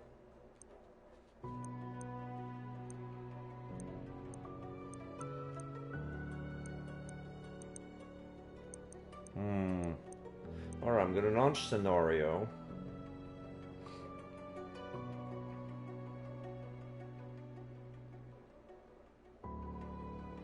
Yeah. I wish I could bring you with me, Roland, but they ask for 2. You sure you want to continue the investigation with the current group and equipment? Yes. Keep an eye on the investigator's health point and do not hesitate to use bandages between fight. Yeah, that's what I said. Do not hesitate.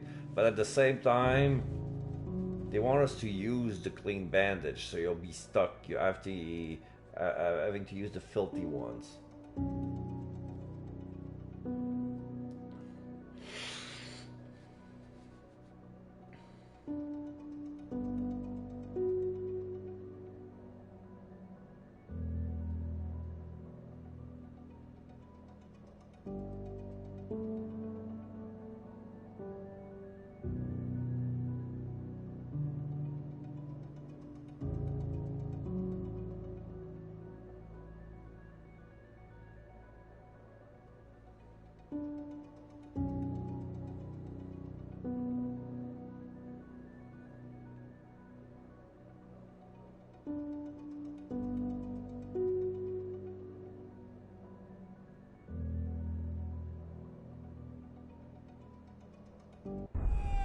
What happened to this poor fellow Albert Hatcher?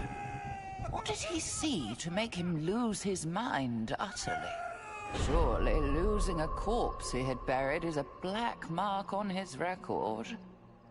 But something much worse must have happened. You must question the man at Arkham Asylum. That place has a sinister reputation. The longer he remains there, the less chance his mind will ever recover.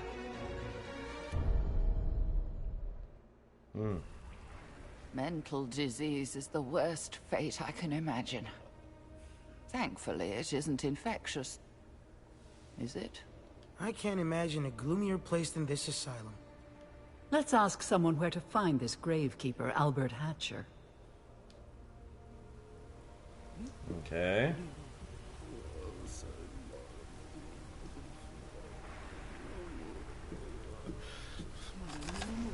Map of the asylum. On the billboard, the map of the asylum indicates a man's wing to the right, a woman's wing to the left.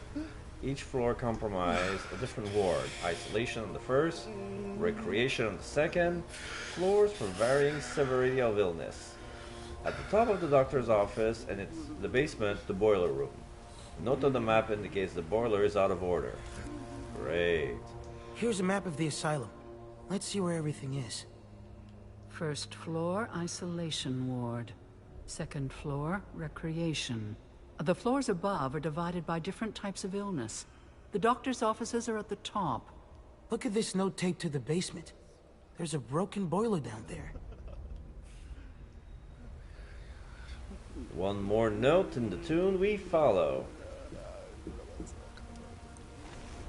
Search. So a number of file folders lie on the table. Perhaps what you seek is one of them. It says analyze content or read. If I plainly read, I might not understand this. I'm trying to analyze the content. Yes. Found the telegram. Inside one folder you find a note reading, update A Hatcher's file indicating his transfer to the isolation ward. M. In another, you find a telegram dated yesterday. Heard of your patient Hatcher. Stop. We are studying recent infectious outbreak in New Orleans. Stop.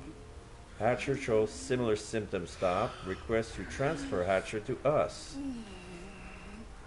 Uh-huh. But wait. Does it make sense? It seems Albert Hatcher has been moved to the isolation ward. He was moved because of violent behavior. Perhaps it's best he remains in the Somebody asylum. wants to remove them on false pretense. Don't forget this telegram. According to the sender, others have shown symptoms like his. We should investigate. This problem goes beyond a single mad gravekeeper.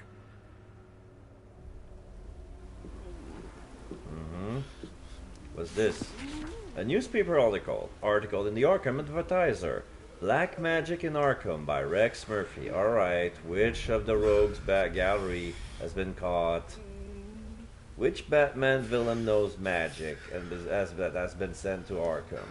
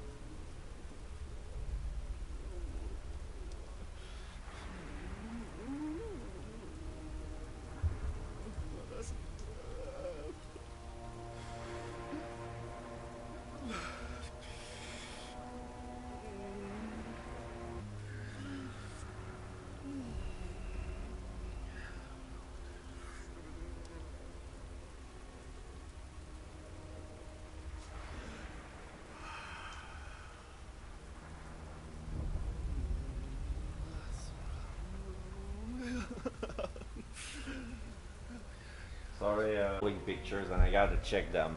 Nice costume.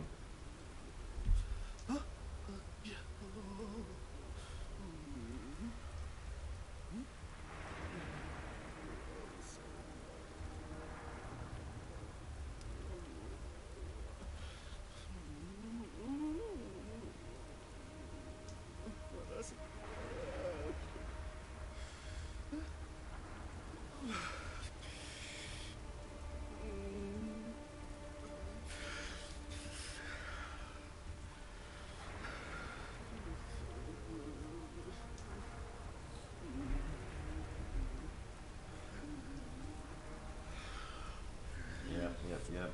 At the same time, I'm checking at the voice in the background, all those crazy peeps.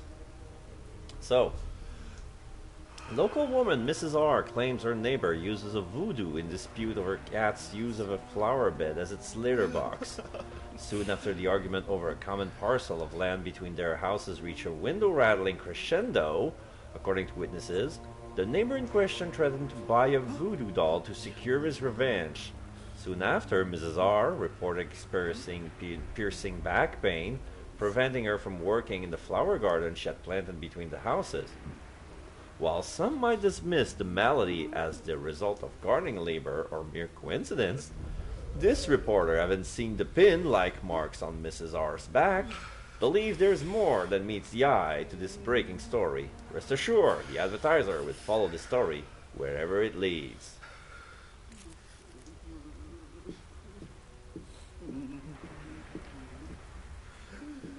There is...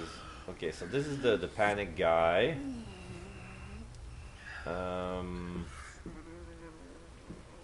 Let's see here. A file cabinet. The file cabinet doesn't appear locked, but the door won't open. It must be jammed. Pull, shake, or force lock.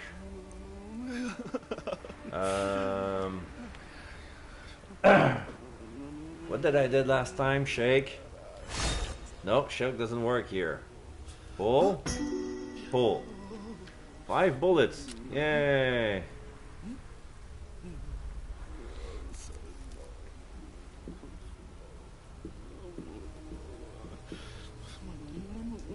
so I hope this is my specialty, social.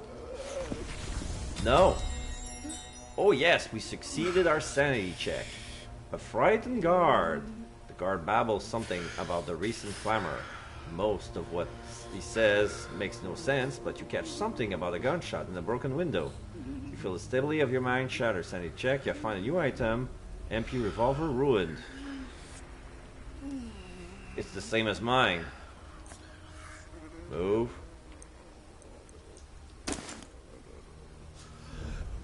So what's the difference? 3 actions points, 6 to 7.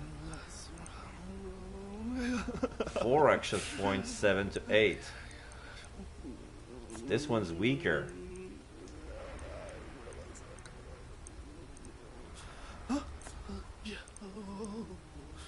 Yeah. This is a 38. This is a 38.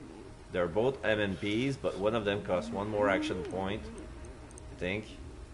Yeah, more action point for less damage. This is really a ruined gun. Yeah, keep your filth. I don't want it. But if I ever broke my gun, I don't know. Okay, another bookcase. Here's a bookcase in need of a tidy. After moving some of the books and objects, you need something useful. Bromo caffeine. Move with the other. There you go. Stains on the floor. Blood with glass shard. Shards of hard glass glitter in the pool of fresh blood. Fresh blood. I'm gonna repeat that. Shards of glass glitter in the pool of fresh blood. It appears someone shot through the door's window.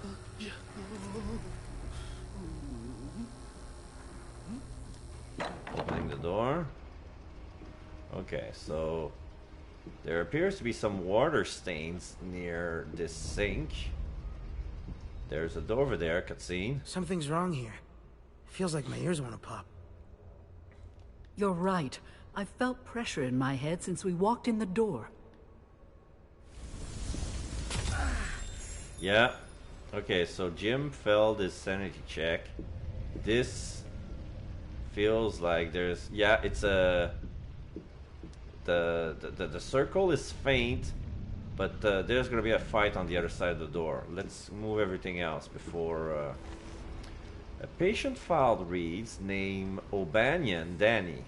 Arrested during speakeasy raid. Despite witness identification, denied being Danny O'Banion. Initial assessment determined patient believed he was telling the truth. Note, assigned to isolation ward since a gang leader could unduly influence other inmates. Okay.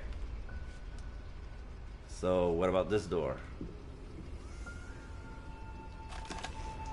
Arkham Asylum has separate wings for men and women. This door leads to the women wing. You won't find your suspect there. Okay, so this is for the ladies.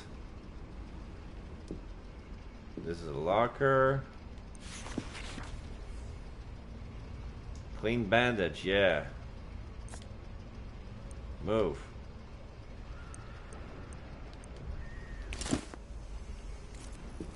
Okay. There's a newspaper under a yellow light. I don't know if it does say anything. This must be the faulty boiler room. There's a red door. The door won't open. Alright, I guess I have to go in. There you go. What's wrong with these inmates? Oh, they're in the fighting stance. I'm gonna fight inmates. They're gonna attack me. Yeah, this is pretty much what happened when a facility like Arkham runs out of meds. These inmates act as if they're possessed. Oh. They're acting like wild animals. Be careful what you say. That one heard you. I don't think he liked what you said. He doesn't like what anybody says anyway. Neither did his friends. They're coming straight at us. It's coming right for us! Okay, so at least they're unarmed. One of them has a crowbar for some reason. Okay, so successful sanity check. Got it. Okay, I got a gun. Impossible to reach. Oh shit. When I moved the gun, I disequipped it. God damn it. Okay. Okay, which one should I hit?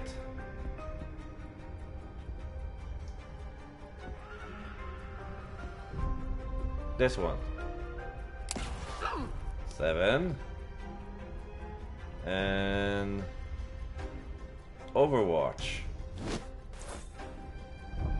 And me with the knife. Gonna move.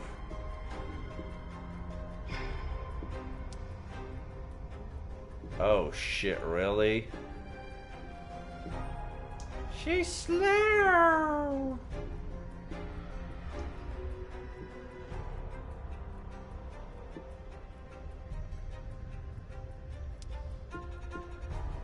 She can't hit anyone.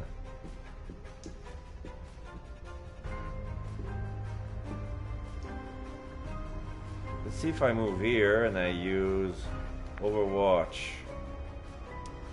If they reach my circle, I'm gonna attack. Let's see how it goes. You gotta get crit.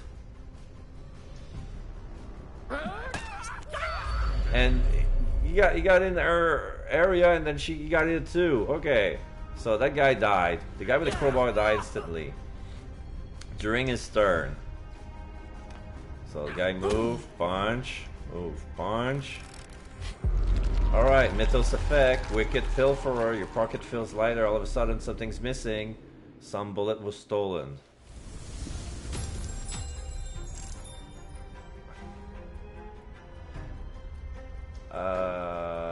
Yes. I had one. My gun was full, but it looks like I shot one. One more bullet than supposedly. Alright, so I'm gonna kill this guy.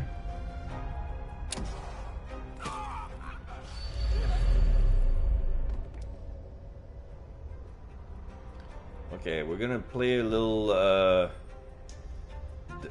okay, so I'm gonna do an Overwatch on him. Since she's at range, she's gonna attack first and then move out. 11 crit, perfect. And then she's gonna use a movement to get out.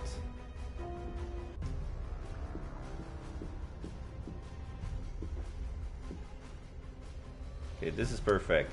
So if the guy runs after me, he's gonna shoot him, and since he's at 3, he's gonna die. Alright, end turn. There you go. That worked.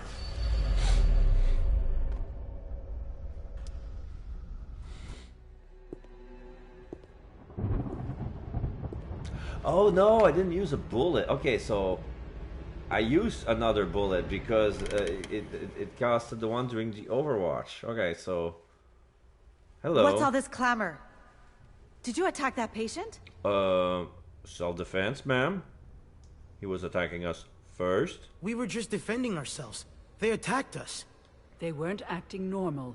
I mean, they were all acting the same kind of abnormal. Almost like they weren't in control of their actions. While perhaps too simple for medical use, your diagnosis seems correct. I must concur. This is not the sort of behavior we've come to expect from these patients.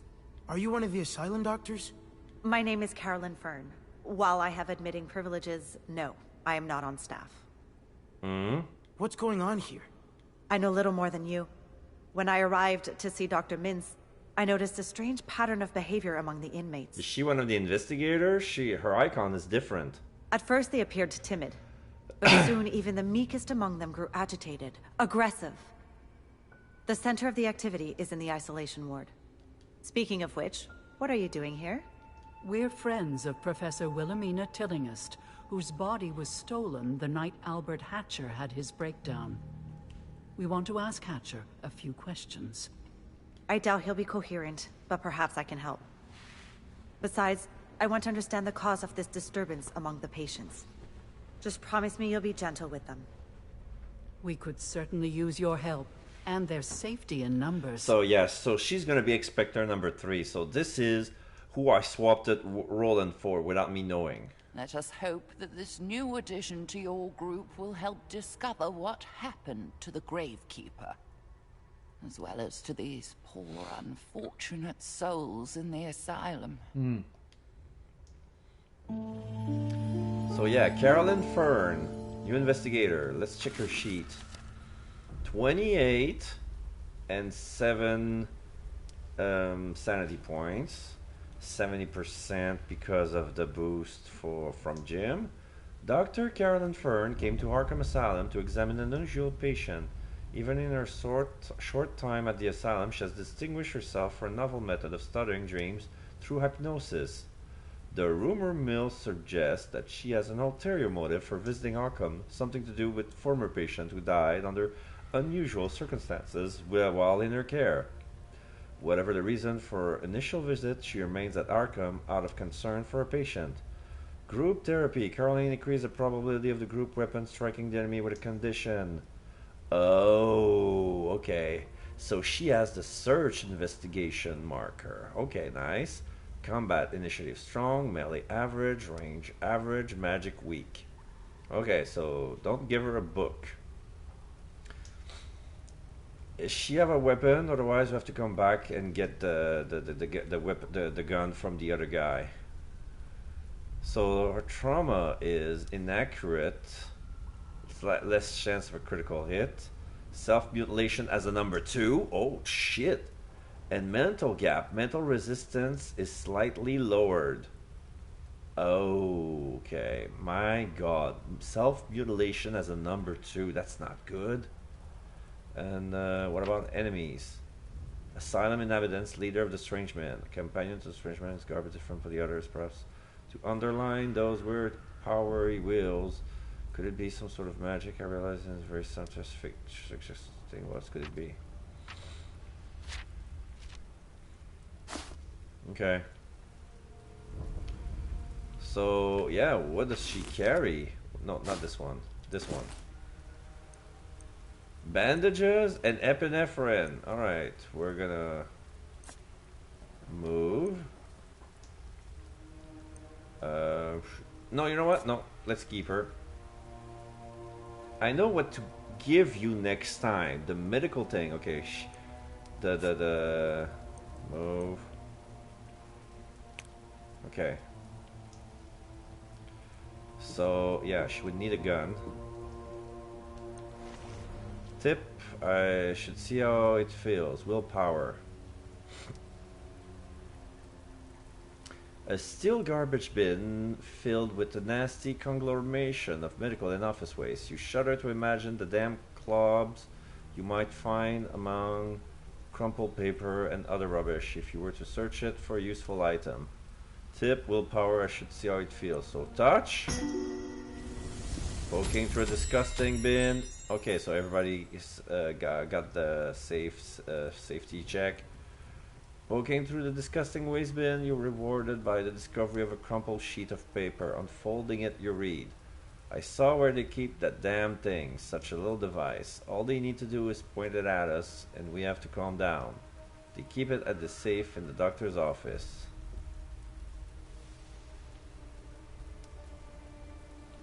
A little device to calm people down. That is not the gun. Okay. Okay, no, this is where I came from.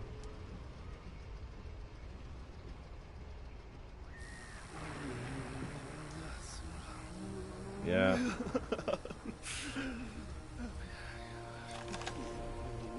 So you're gonna give your gun to her. And you're gonna reload your gun.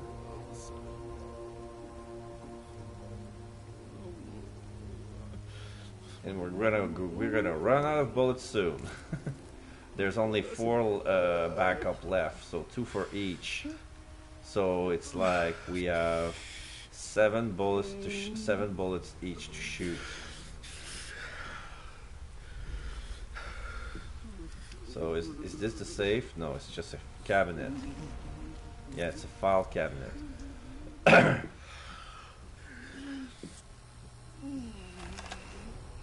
Bookcase. This is where I found the coffee.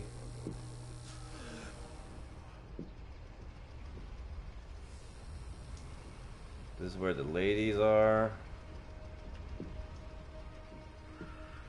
This is how I get in. I didn't check the whole room. Yeah, I didn't check the whole room.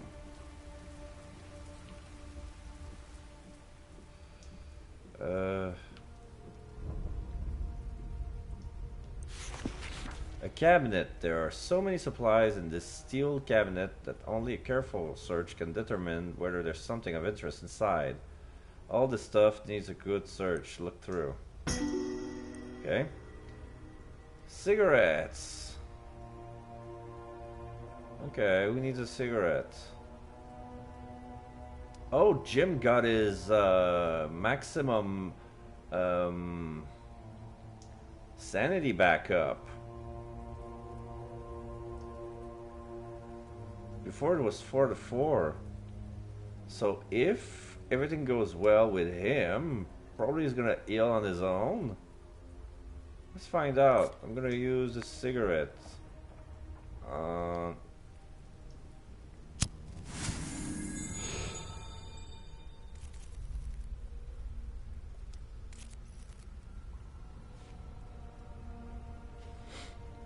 Okay.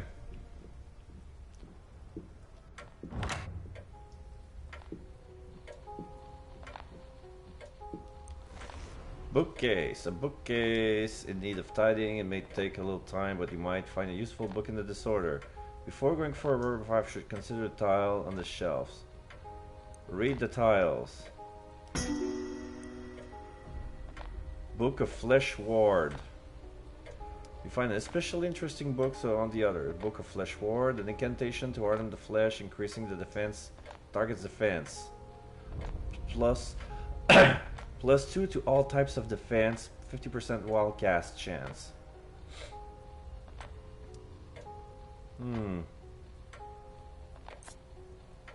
I'll keep it, but I will not use it.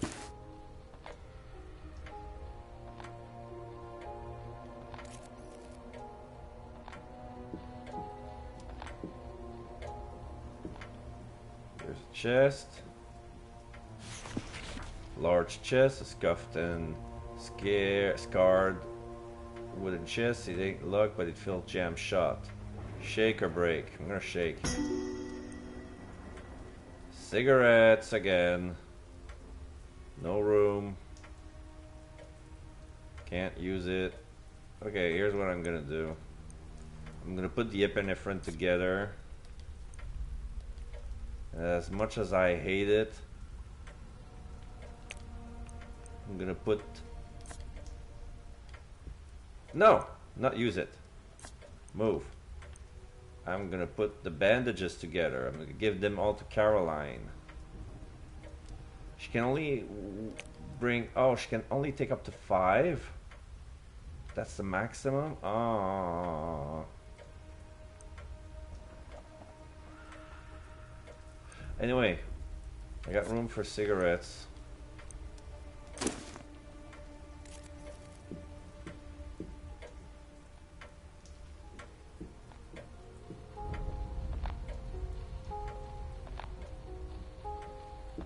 There's a scratch disc playing.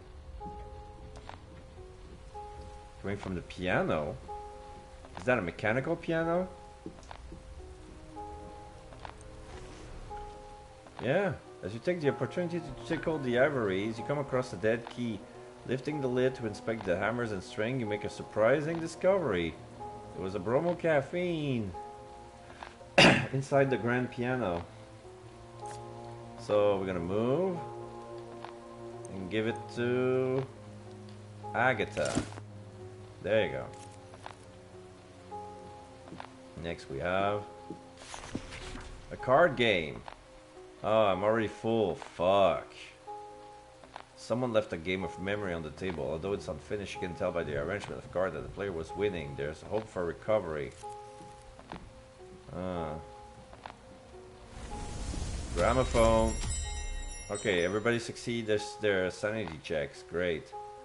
The Victoria phonograph skips constantly over the same worn track. The repetitive sound could drive one mad. Good thing you're already in the asylum. Ha ha ha ha. I should have checked that one out and then go to the memory to heal myself. Here's a large chest. Inside the chest you find a doctor lab coat.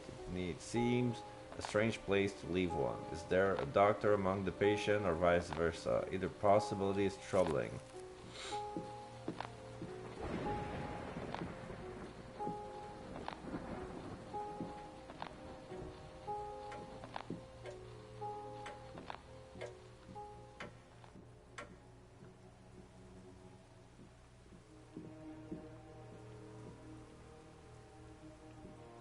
Okay, let's check this door. This looks like a lab. Some offices. A note. The journal reads: patient remains insistent he is not Daniel Banyan, despite witnesses' bias and identification. His manner and personality do seem at odds with the reputation of the notorious gang leader. Sometimes I almost believe him. Okay. Are we talking with body swaps? The note reads: a young man visited to inquire about his missing father, Shane O'Brien. His description matches that of patient of Banyan. Surely this was a feeble ruse by one of the O'Banion gang to effect the release of their leader. If this, the young man returns, call Chief Nichols at once.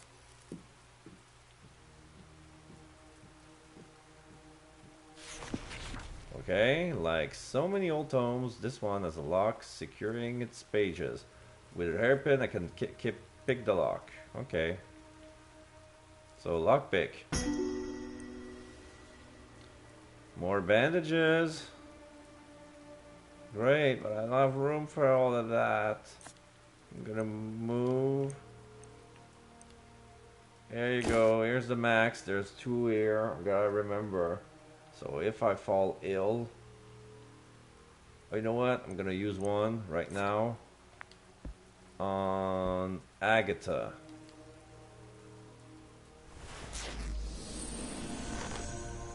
There you go. I'm stuck with 1. So after a fight, if I ever have to use a bandage, I'll come back here to get it refilled. And a pocket watch that I'll leave it here as well. I need to mark this room. A closed safe with the classic 3-number dial lock. Okay. Entering another number, you feel no reassuring click. You got it wrong. Okay. So I got 3 tries.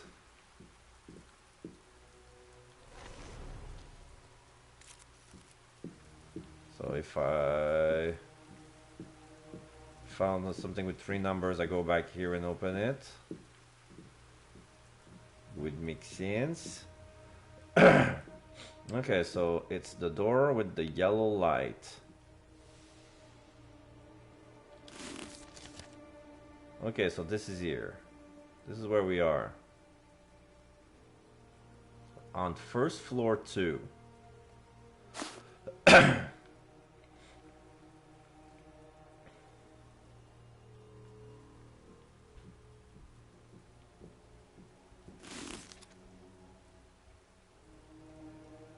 Where are we going? Oh.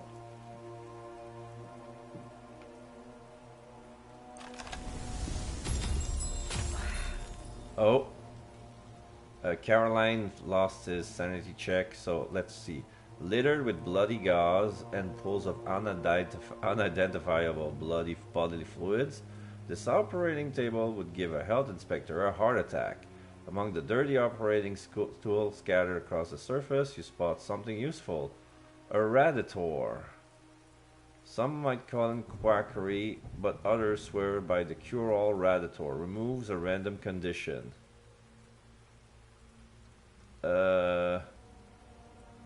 Can it remove trauma? No, it's only a condition. What am I gonna remove?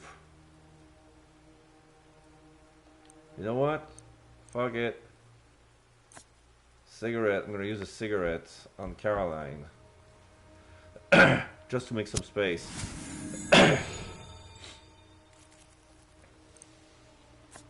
Move. There you go.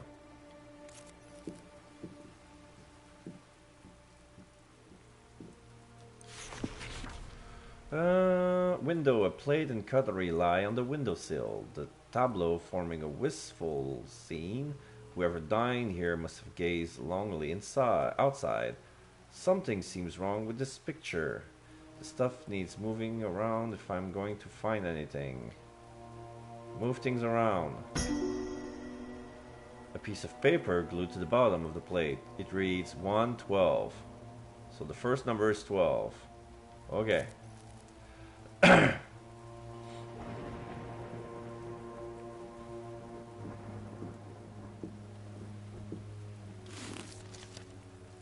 Okay, so this is the room.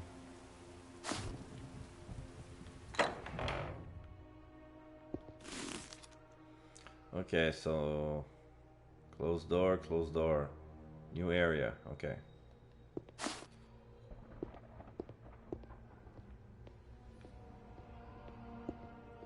A lot of abandoned bed.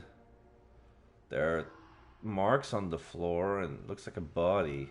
The marks are black, but they looks like they're made of bodily fluid, like unidentifiable bodily fluid, like something black goop. Because blood doesn't dry that color. A note says, the orderlies confiscated another trilo from patient O'Banion. Let me emphasize that this patient should not be permitted access to writing materials. His writing only reinforced the delusion caused by his identity disorder. Should you find him writing again, have him transferred to my room downstairs, signs Dr. Minst. No. So much blood. This man is beyond help. What could have savaged him so? What was that noise? It came from down the hall. Over there.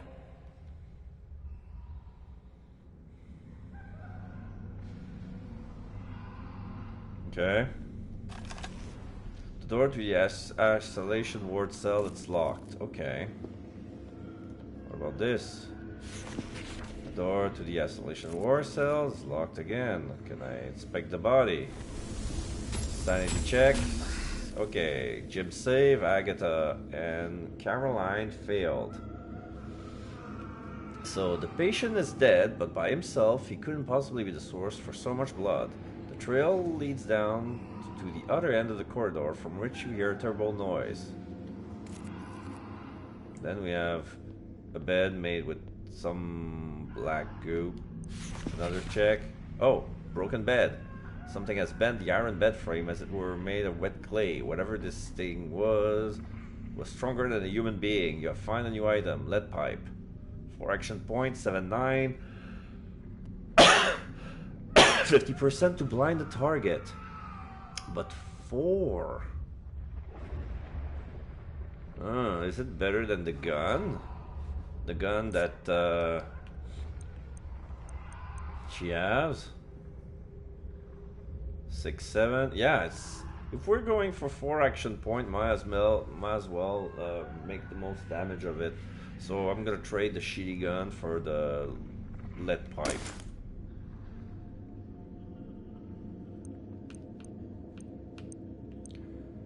Yeah, 6, 7, 7, 9. Yeah, plus 50% chance to blind. Yeah, Caroline has a better weapon.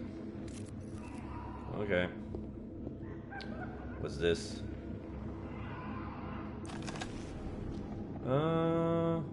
And an infirmary bed stands in the corridor for patient with other room. Soiled and tattered, appears uncomfortable at best.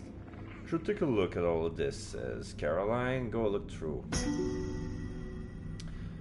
A Patient in the patient file that reads, Patient 8 Hatcher to be transferred to isolation ward due to violent behavior. Patient complains of stomachache, although the injuries of his abdominal region appears to be healing well. So, Hatcher was here.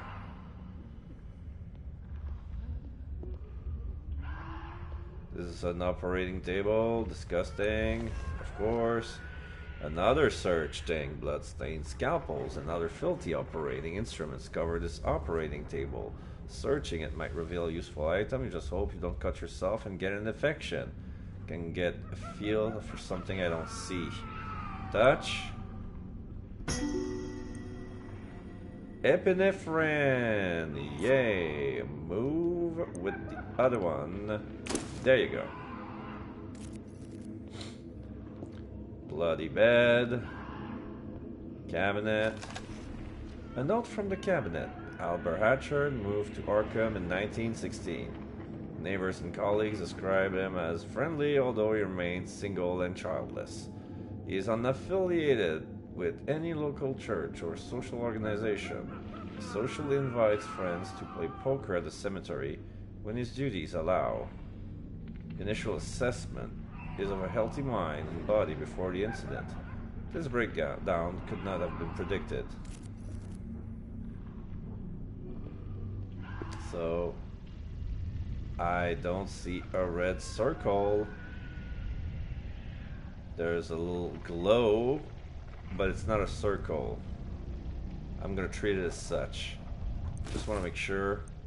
Yeah. Equip. Equip. Okay. Do I want to equip the book? No. The Book of Restraint, maybe. No. Okay, we're good. I'll make a move. Cutscene. Dead guy. Another smear of blood. Some sort of cockroach is killing the guy. You can see only the shadow. Oh shit. Okay. Guy's moving slowly. The guy has been affected by some sort of virus. This is Resident Evil shit right there. Like half of his body is... What on earth is that? That thing? Yeah. It can't be real. Half of his body has been infected by a weird parasite that distorted his body. His arm is now a tentacle. His shoulder is open. That opens a mouth. And half his face is now no longer his. And yeah, it looks like a boss fight. That guy just attacked a guy.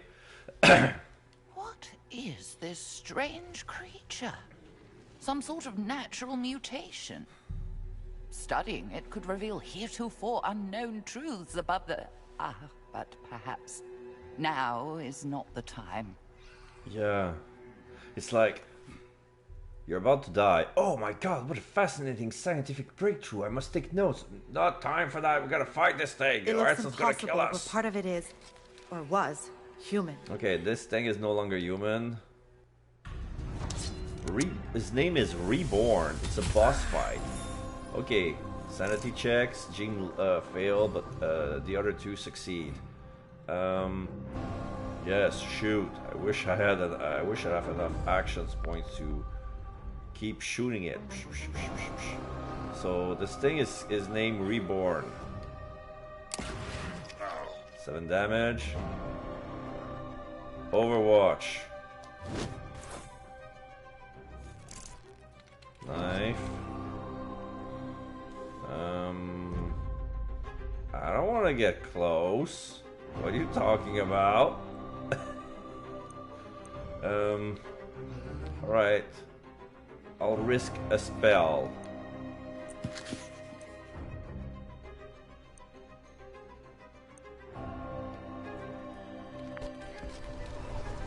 Attack this enemy.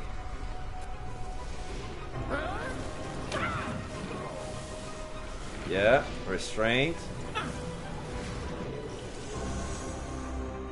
Oh! the wild magic was to our advantage. 5 healing. So yeah, the spell was a success. So now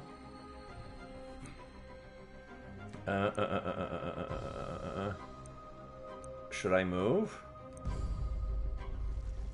No. I'm gonna refocus. So I'm gonna be on top of the initiative bar. There you go. Caroline. Can you move? Let's see if she can move first. No, not use. Not use. Get out of there.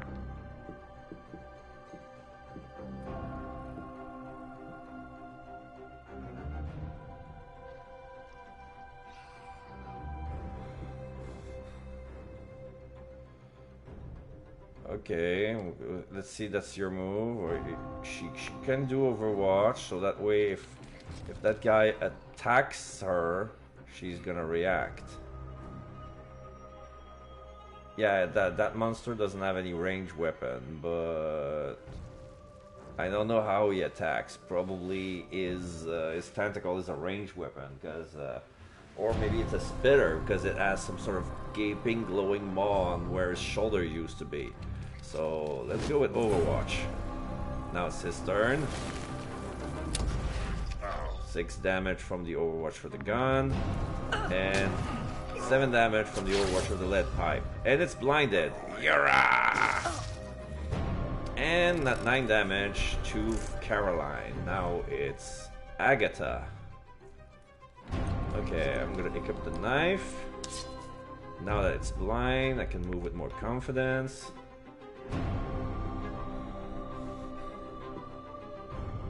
Okay, here's fine.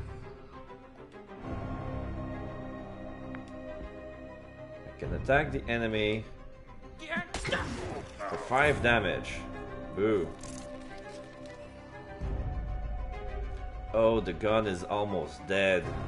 It's glowing. It's glowing red. All right, we'll use it until it breaks. 6 damage. Ruined soon. There you go. The revolver is ruined soon. So, is it gonna move? No. You know what? I'm gonna reload.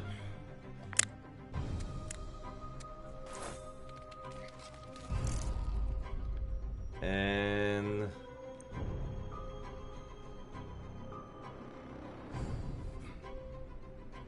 it still shows the revolver, but it's actually the crowbar. Okay, there you go. The lead pipe is new. The Book of Fleshward, I don't want to use it. Equip. Boom. 6 damage. And it's blinded still. Maybe it wasn't like another... I think I'm gonna use my move to get out as much as I could. Okay. Okay, so this is as far as I can go. I'm gonna be in contact with Jim in case I need something. And this is the end of my turn. So now Reborn is gonna focus on Agatha. Yeah, it spews something at Agatha, giving him 6 damage. Okay, so now it's Agatha's turn.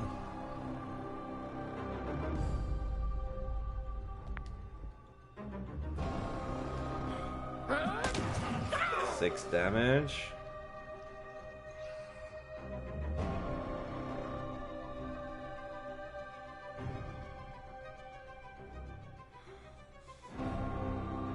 Is she gonna use a coffee?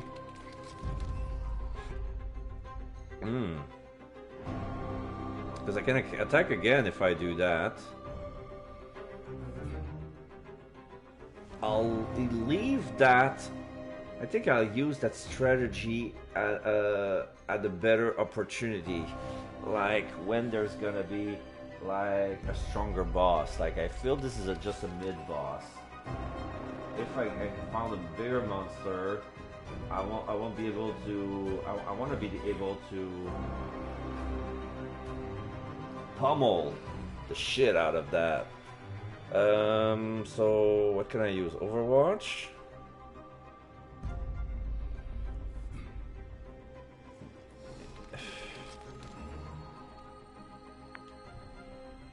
Yeah, probably. Let's try this. And now, yeah, he's gonna shoot with a gun. Oh yeah, that thing is dead. No! 6 damage, I'm pissed. Okay, if he moves, Overwatch. And she's gonna take one move action. Yeah, perfect. And then hit him for the killing blow. There you go.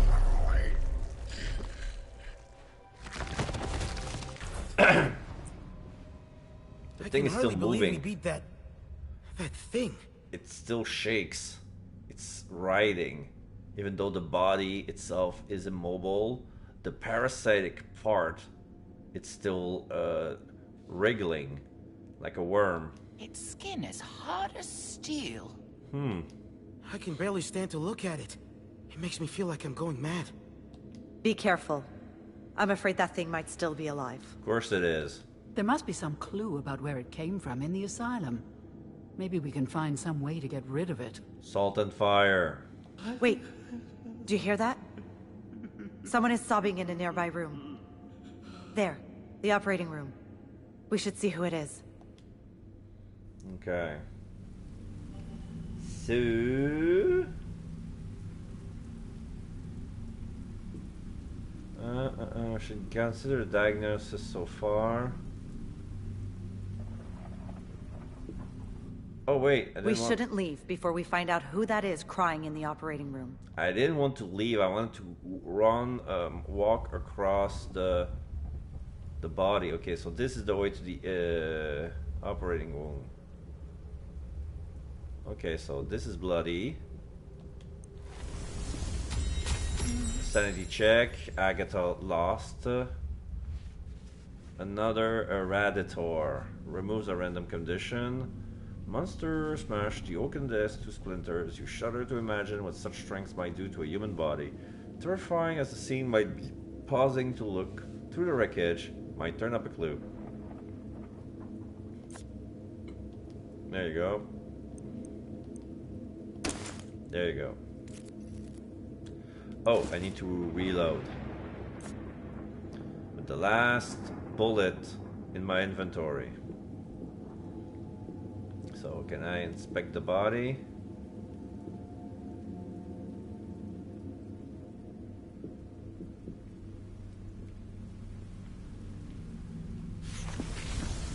Another sanity checks. Jim lost and Caroline lost. A humanoid creature with an enormous tentacle growing from its torso twitches on the floor. Something about its presence seems to disturb the asylum inmates. And there was nothing. It was just a stupid sanity check. Like, do not waste your time with this little fucker. It doesn't carry anything useful. Alright. A newspaper article from the Arkham Gazette. Body vanishes, Gravekeeper mad, by Gerard White. The body of Professor Wilhelmina Tillinghast, late of Dr. Arkham University, has disappeared from his plot. Local police found Gravekeeper Albert Hatcher in a deranged state at the site. Mr. Hatcher responded to inquiries only with cries of black goat and unintelligible gibberish. Concern from the Gravekeeper mental state caused authorities to transport it to Arkham Asylum under the care of Dr. Mintz. So the guy was yelling, "Black goat! Black goat!" And the guy just said, "Oh, you know what? The guy's crazy. Let's take him." So, you're the guy who's crying? Social, yeah. Eyes wide, the doctor stares at you as if realizing he's been spotted while trying to hide. His lips tremble and he cowers away from you. Some never talk unless they're scared. Some never talks unless they're scared. We want to scare them? Okay, let's scare him. Boo! Sanity check. Agatha lost it. Key to the isolation ward. Yes. Here, take it, it says, handing you a key. It's for the isolation ward. Affixed to the key is a cardboard tag reading cells. This could come in handy if you want to get inside of a cell or if you need to get out of one. Okay. So, saving. Alright, so it's auto